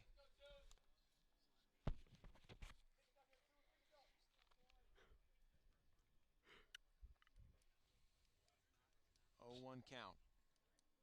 Murray takes the sign from Santangelo. Goes home. Ahead of it, Swanson misses. 0-2. Yeah, that's an example. He was trying to expect and be prepared for the cutter starting away, trying to breaking in. So when we saw it, he was quick to swing, but actually by diagnosing it did not help him because he was still just ahead of it. 8 pitches, 8 strikes, a chance at an immaculate inning. The 0-2. Upstairs doesn't get it. Awfully close was Ketz Murray. Small victory for the Crop Dusters at the very least. We all know how rare those are. We were talking about Coy Swanson having cycle potential. Instead, Ketz Murray trying to shut him down with the immaculate inning. He's still got 2 strikes on the lefty. 1-2. Low, below the knees. Swanson watches, count square, 2-2. Swanson 2 for 4 tonight. Flew out to center field his last time up. It was against Murray. Strike 3 in there. Swanson caught looking, and Ketz Murray strikes out the side. 3 up, 3 down goes Olney. We head to the bottom of the 8th. Russell heads back to the bump for his 3rd inning of work. Still a 7-6 ball game. Olney needs 6 outs.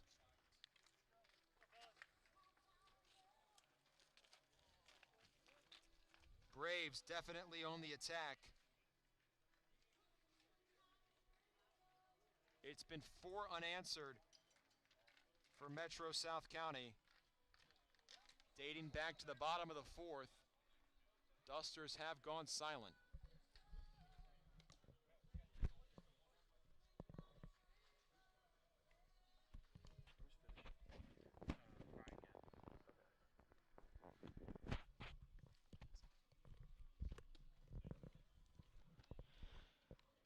And, you know, Santangelo, we talked about going in that he's someone who's really struggled, but today he's, you know, those 2 knocks and got on base the 3rd time on just kind of that fluky error. But it's this part of the lineup, him and then the top of the order in group, who've kind of been the spark plugs. Franklin Gomez as well had that base hit RBI and then scored as well. So it's not that this is a tough 9-1-2, a tough part in the order for Russell to face. Santangelo, you hinted at it, will lead things off. He's 2 for 2 tonight. He's also reached base safely on an error by Roan Klein. Santangelo, a veteran presence, seen his fair share of pitching. And it hits him. First pitch drills Ryan Santangelo. He's reached base safely 4 times tonight. Leadoff runner aboard for Sam Grube. He's 0 for 1 tonight. He's walked 3 times. Coming off such a strong inning where he was looking so confident, you'd hope that would carry over into this inning, but now after that hit by pitch, you got to wonder. Although he gave up a leadoff base runner, that's when he really seemed to lock in. Hope for him to do the same this time around, even though facing the top of the order. 0-0 count. Off speed inside and low, 1-0. Grube is not going to give you any gifts. You know, already walked 3 times. You saw that fake bunt there. Could be taking till he sees a strike. Maybe just trying to throw the defense off for Santangelo with a chance to take the steal if he wants. It's a 1-0 count. Try to lay down the bunt. Wow. Went around, foul tip. Count level 1-1. Not sure if I understand the mindset behind having your top RBIs man lay down a bunt. And based on the way he put down that bunt, he does not strike me as someone who's that comfortable with bunting. So Interesting if he goes to it again. Does not. Watches the fastball tail upstairs. 2 balls and a strike.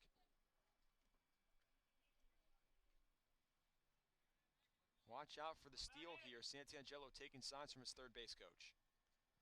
You don't really think of the catcher as usually as the base stealing threat, but we know he does have the ability to play multiple positions, and he is pretty athletic. Does not go. Grube fouls it straight back. It's 2-2. Russell going right at him with his fastball, and it's a good pitch. Good swing by Grube, but now just 1 strike away from retiring a big out. Santangelo likely to hold. Grube stands in with a 2-2 count. Russell on the mound. He struck out 2 last inning. Facing the top of the order. Off speed upstairs and outside. Count worked full 3-2. Franklin Gomez waits anxiously in the on-deck circle. He's 2 for 4 tonight with an RBI, a pair of singles. And now with a full count, maybe Santangelo some extra motivation to be in motion. Russell comes set, checks on Santangelo at first, kicks and delivers. Line drive, nice catch by Henson, throw to first, not in time. Will Henson using all of that 6'2" frame to reach up and snag that line drive over the second base bag. Franklin Gomez Jr. Robs Sam Grube of a hit, and it looks like Russell's night is going to come to a close. Gavin Lill steps in with the opportunity for a 5-out save here in the 8th inning. Lill, someone who, big energy, big emotion guy, someone who loves the big moment, loves a situation like this where it, asks him to be emotional, asks him to, give it his all and really work, and allows him for all these, extra excitement within it. So expect a big show out of Gavin Lill. He closed out the home opener against the Gaithersburg Giants, a 2-inning save rather, where he allowed 1 hit and 1 run. Walked a batter. No strikeouts for Gavin Lill so far this season. Works with a fastball that he's trying to master this summer. Clocks in around 92. Usually hangs around that cutter slider combination. Also has a changeup that hangs around 76 miles an hour. That slider around 82 as well as that changeup. Cutter in the mid to high 80s. Lill told us himself around 87 to 89. Comes in with a big chance. Runner on first, it's Ryan Santangelo. Franklin Gomez will wait for Gavin Lill after he takes his warm-up pitches. Infield congregating right behind the pitcher's mound. 2-3 at least. And we're playing some cranberries for Gavin Lill. Not sure what they're getting at, and he is ready. This is If I'm not mistaken, I don't think there's a whole lot of warfare going on in Ireland right now, or here at. You could say it's a war right now. A hell of a battle so far between these two teams. We're in the bottom of the 8th. Gavin Lill said he had 2 more pitches. He said, "I don't need them. I'm ready to go." Like he is, a lot of energy, ready to rock. Lill moves fast. Fastball, foul tip by Gomez. Strike 1. And nothing against Matt Russell, but he stands 6 foot 180. Gavin Lill 6'3", 240. Physically just an imposing man on the mound. Yeah, high adrenaline. The blood is rushing right now. That fastball over his head. Santangelo advances to second base. Lill losing control of that heater. Gomez has a 1-1 count.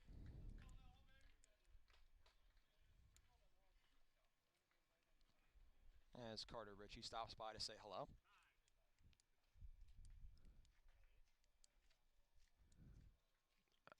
Maybe coach here trying to get Lill out of his rhythm, or at least slow him down a little. Lil clearly coming in with a lot of emotion, a lot of energy.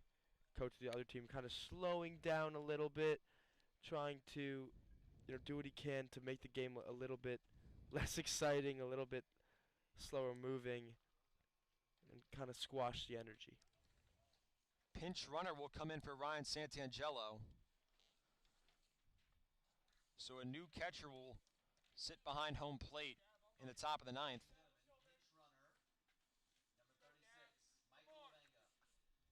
Michael Lemanga takes over at first base. Fastball upstairs.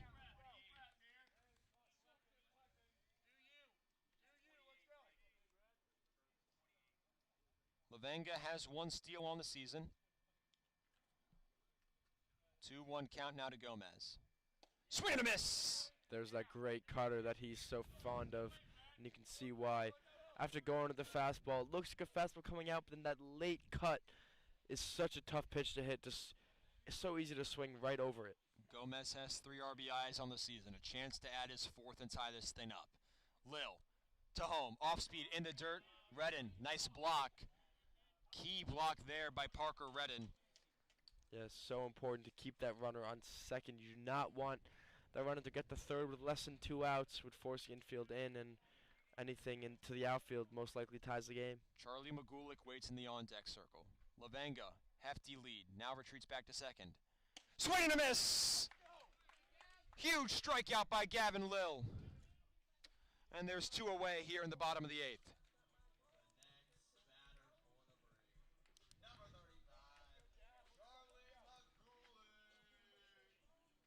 Magulik entered tonight 4 for 14, is 1 for 1 so far this evening. First pitch gets away from Redden. Lavanga advances to third.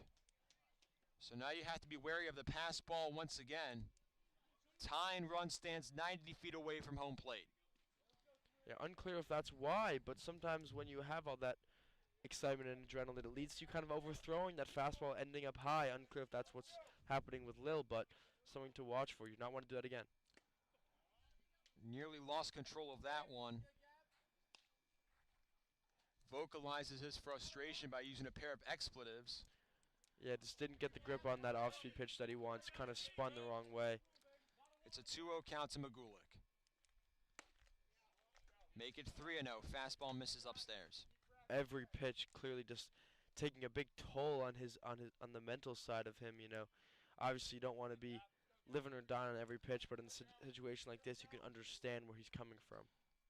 3-0. Heater right in there, strike 1. If you're looking at who's due up, it's Walker Bazile, who has yet to record a hit this season. If you're thinking favorable matchup, maybe you go with Bazile. Lil doesn't think that way. He's going to go right at Magulik. Misses upstairs. High fastball. Redden has to stretch out far for it. Magulik draws the 2-out walk, and in steps Bazile, who was retired his first time up in the bottom of the 6th.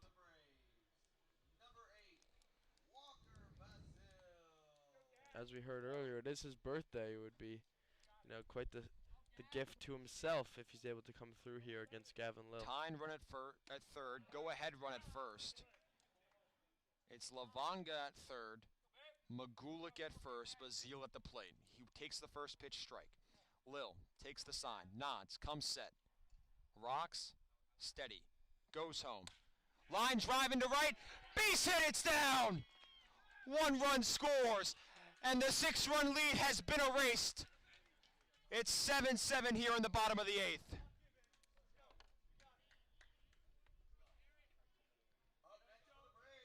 Five unanswered runs by the Braves.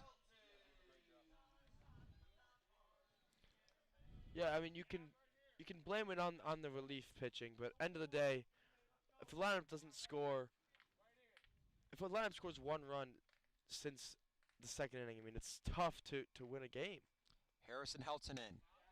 Watches the first pitch go upstairs. Go ahead run on second base. It's Charlie Magulik. At first stands Walker Bazile.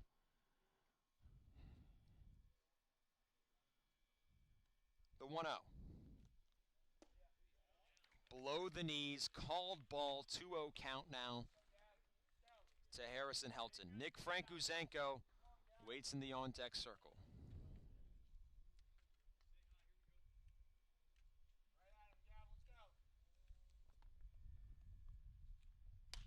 Line drive into right and foul.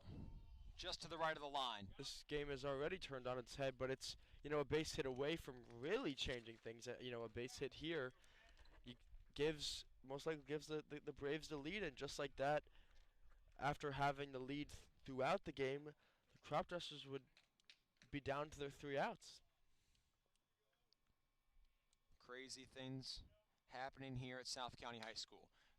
Skied out to the right side and foul, out of play.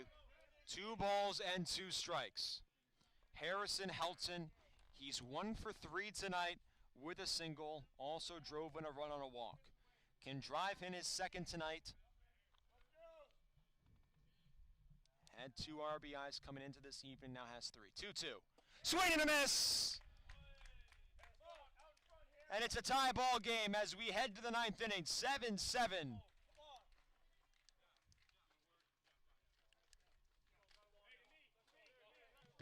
Big inning for both sides.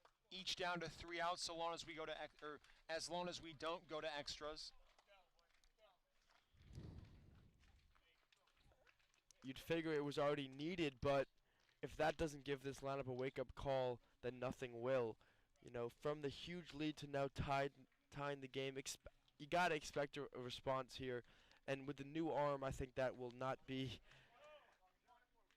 something that the team takes negatively at all after they were just been shut out. So it's new Reed arm Little, and the bullpen has done a great job consistently for the Braves, and of course, setting another arm in the 9th inning, you'd hope they have a lot of confidence in this man. Reed Little due up for the Braves rather, taking the mound after Ketz Murray's fantastic showing, 3 scoreless innings. Reed Little has pitched 2 scoreless innings so far this season in 2 games played. Has struck out 1, allowed 1 hit. Fastball changeup combination. Fastball 83 miles an hour. Curveball at 70. He stands in to face 2, 3, 4 for the Cropdusters. Cade Walter, Luke Kiefer, Roan Klein.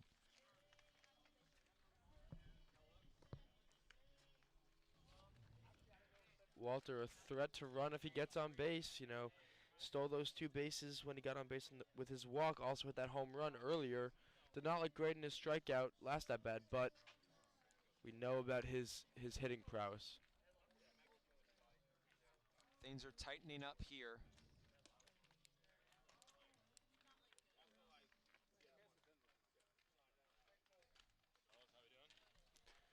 Doing well. So we get a little hello from Tori and Domenico. Are we live, he asks. Of course we're live, Tori. 9. It's only the top of the 9th, and we got one of our star pitchers asking if we're live. If not now, when? Some would say.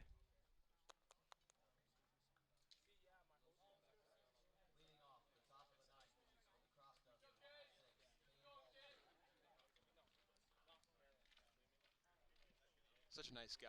Always saying hello to us, talk to us after the game on Saturday night. Yeah, so the more contact we have with the players, the more we appreciate. Tori gives us the first-hand account right from the source. He's going to get loose in case this thing goes to extras. Gavin Lill will be back out for the 9th inning. And you'd like to see that not only with a smile on his face, so that's good news to him. He's an absolute gamer, as is the man at the plate. It's Cade Walter. First pitch fastball outside, Walter takes 1-0. Walter had that solo shot in the top of the 2nd. Also walked in the top of the 4th. Hard ground ball, foul. Walter just a tad ahead of the heater. It's 1-1. Slight shift for the Braves. Connor Doherty playing into the shallow outfield grass. Sam Grube at shortstop, hugging second base. Fastball low makes it 2-1. Luke Kiefer waits in the on-deck circle, followed by Roan Klein. The 2-1 count.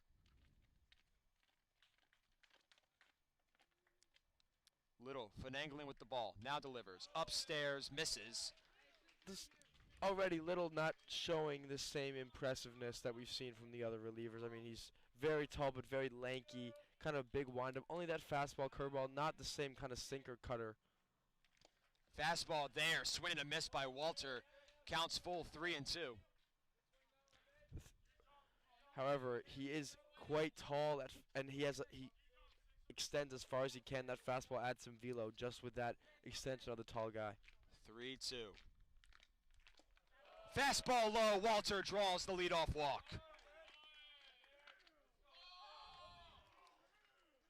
Luke Kiefer due up for the Cropdusters. A breakout game for the second baseman. He's 2 for 3 with 2 singles and a walk. Has also driven in a run. Has a chance to do the same with Walter on first, who is also fast. Swiped 2 bags tonight so far. New arm behind home plate. It's Frank Uzanko. No longer Santangelo. Kiefer tried to lay down a bunt, awkward motion. He misses on the off-speed pitch and is down 0-1. Little, not super fast to the plate, not incredibly slow either, but certainly could be stolen. Kiefer pulls back on the second bunt attempt. Evens the count 1-1. Kiefer, you got to be careful. He's got the speed to beat that out, so long as he places it nicely. Obviously, main objective is to advance the runner. A ball and a strike now. Little checks on Walter at first. Pick off. Not in time. Once again, you say check, and next thing you know, there goes the pickoff. If only I could see tomorrow's winning Powerball numbers. I would no longer have to do this. 1-1 count. Off goes Walter. Inside pitch. Throw down to second. He's safe. Runner in scoring position. Nobody out for the Cropdusters. 2-1 count to Luke Kiefer up at the plate. And the bunt could still be in play here. But I'd be inclined to let a smart hitter swing the bat, especially ahead 2-1 in the count. And he's hot. I think he has the ability to put a ball in play to move the runner over as well. Kiefer stands in. 2-1 count. He's shown bunt 3 straight times. Walter's now on second. Little checks on him. Now he delivers. Lays down the bunt. It's going to be a tough play. Throw to first. Kiefer's retired. Walter advances to third.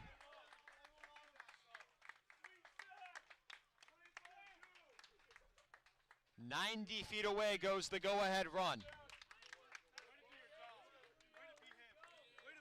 Coach Leader before the year told me that they were going to play to win. They were going to play small ball. It's something he prides himself on, his team being able to, bunt the ball and take extra bases, and we see it right there. Now it's up to Roan Klein. Roan Klein trying to avenge some early season mishaps as that ball's driven out to center field. Gomez under it. Walter will tag. Cropdusters take the lead here in the top of the 9th. Huge RBI by Roan Klein. Dusters lead 8-7. And that bunt by Luke Kiefer proves to be all the more important. It advanced Walter 90 feet, allowed him to score.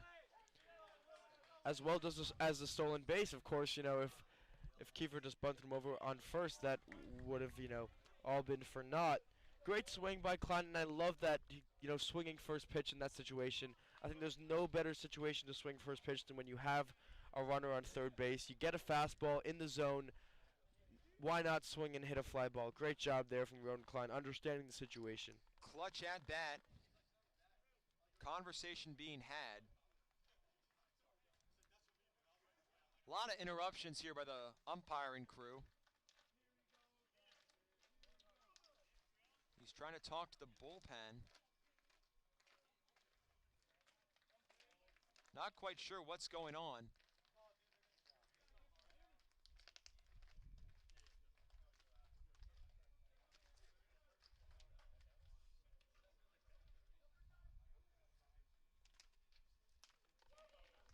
Don't know at all what's happening.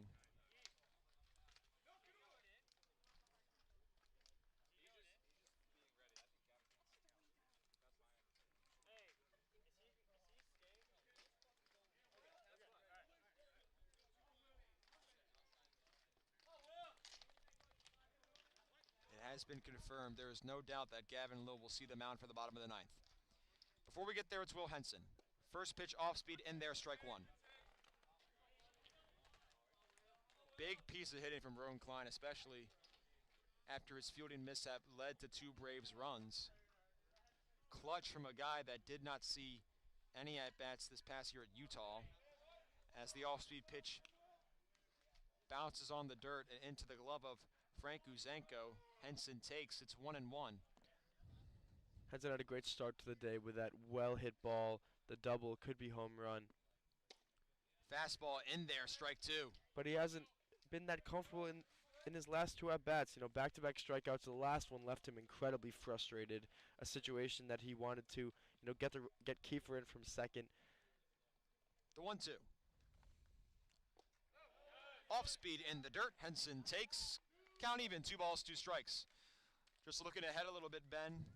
6, 7, 8 due up for the Braves in the bottom of the ninth. Frank Uzenko, Dudek, and Doherty. Right now it's Henson at the plate, going against Little. 2-2 count. Fastball upstairs. Henson has battled back to make it 3-2.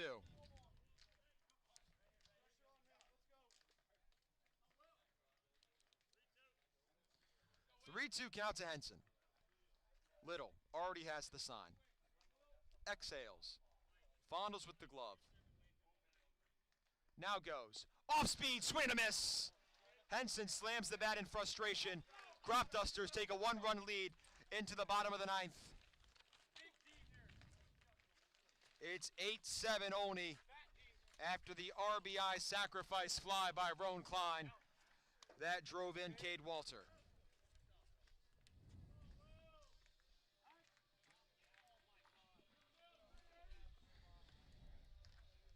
Gavin Lill on the mound.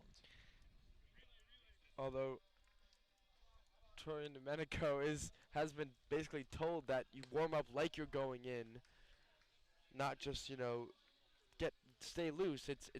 He's wondering, am I just staying loose? And they said no, you were acting like you were going into this game. You've got to imagine the leash on Lill has to be somewhat short, especially with a lefty leading off at the top of the order, and Sam Grube followed by Magulik in the 3 spot, who's also a lefty. You have to imagine if Lill gets 2 on with 1 away, you might see him pulled for the veteran ace in Torian Domenico. This is a game that the Cropdusters do not want to let go of. They led at one point by 6 runs. That lead has dwindled to 1 as we approach 3 outs remaining. Lill warming up currently. If It's Nick we know how much Francuzenko. they trust in Domenico, if Lill doesn't seem to have a sense of the strike zone, I wouldn't be surprised if they go to him even quicker than waiting for an out with 2 base runners. But of course, it's all becomes so simple if Lill just pounds the zone and gets outs, which he is more than capable of doing. Gavin Lill versus Nick Francuzenko to get us started.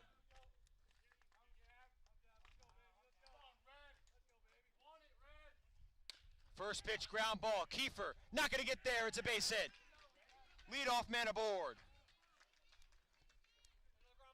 Winning run at the plate. It's Nate Dudek.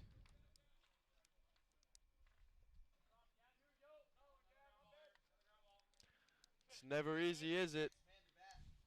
Dudek hit 2 home runs this past season at Fairleigh Dickinson.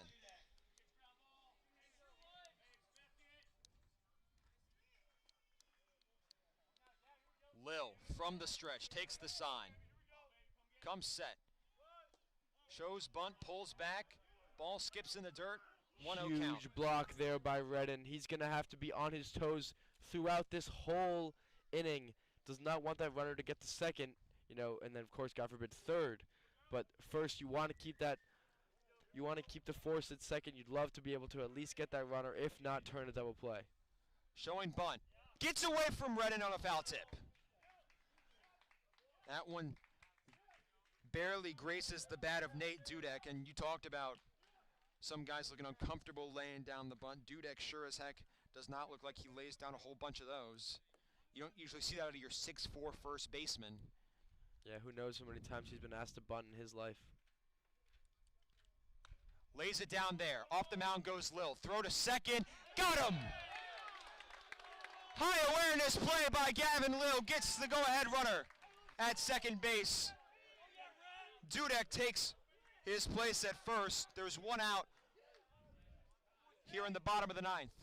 Everyone was yelling one, but he had different ideas. He trusted himself. He knew his fielding ability, and he threw an absolute dart to Will Henson at second base. Henson thought about turning two.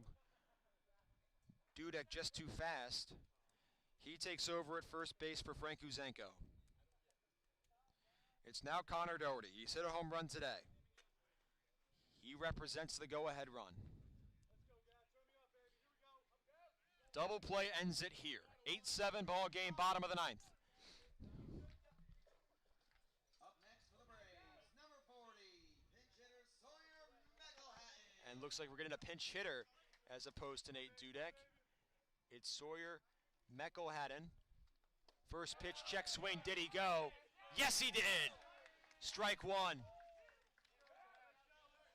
McElhatton, one hit in 6 at-bats so far this season. He struck out 4 times. Quite the situation to be put into. Coming in cold. 0-1 count. Lil delivers. In there, strike two.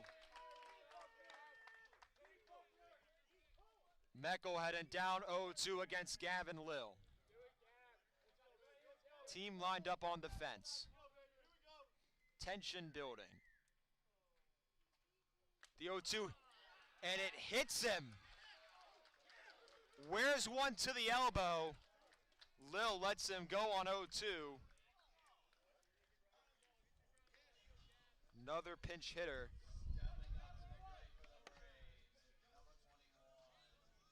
number 21, It's Kendall Cassidy. He leads the team in batting average. He's batted 500 in 4 games played.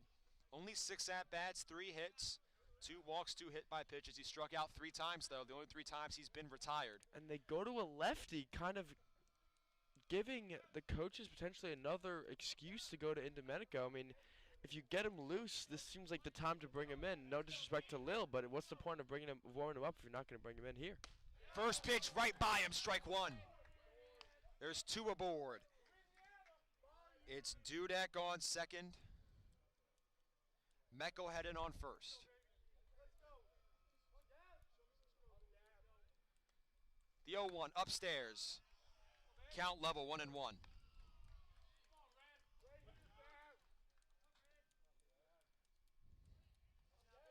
Cassidy stands in cold again. No RBI so far this season. Skies that one to the left side out of play. 1 ball and 2 strikes for Gavin Lil. Sam Grube, top of the order, waits in the on-deck circle.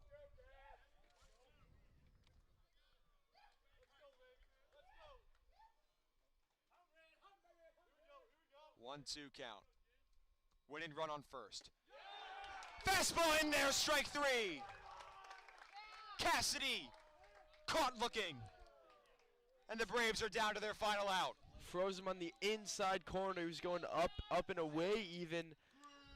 Looking out, trying to extend the zone. Goes inside corner and just absolutely froze Cassidy there.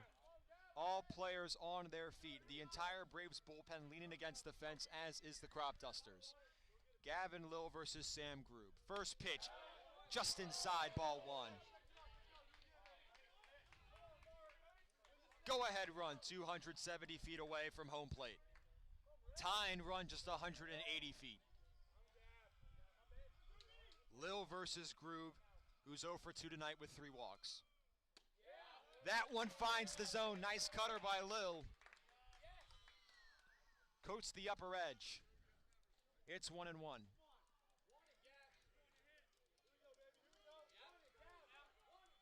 A ball and a strike with 2 outs. Off speed in there, strike 2. 1 strike away, 1 out away for the Cropdusters. Great pitch there. Goes to that backdoor cutter. Slows him down. Maybe the fastball is there after back-to-back slow ones. The 1-2 to Grube. Fouled back. Veteran approach by Sam Grube. He lives to see another. Stayed with the cutter there. You know, he trusts his best pitch. Well done to foul it off, but Lil still in control, still leading this at bat, in charge. The 1-2. Fastball just misses. Outside. Count even, 2 balls, 2 strikes. Insane take by Grube. I don't know how you can lay that off after all those cutters on 1 and 2. 2-2 count for Lil. He delivers. Swing and a miss! And after leading 6-0, the Cropdusters go ahead in the top of the 9th and hold on to beat the Metro South County Braves 8-7 here at South County High School. And then an up and down affair. It seemed as if the Braves had all the momentum towards the latter part of this ball game, but the Cropdusters find life in the 9th inning and walk away with their 4th victory of the season, their 2nd over this Braves team.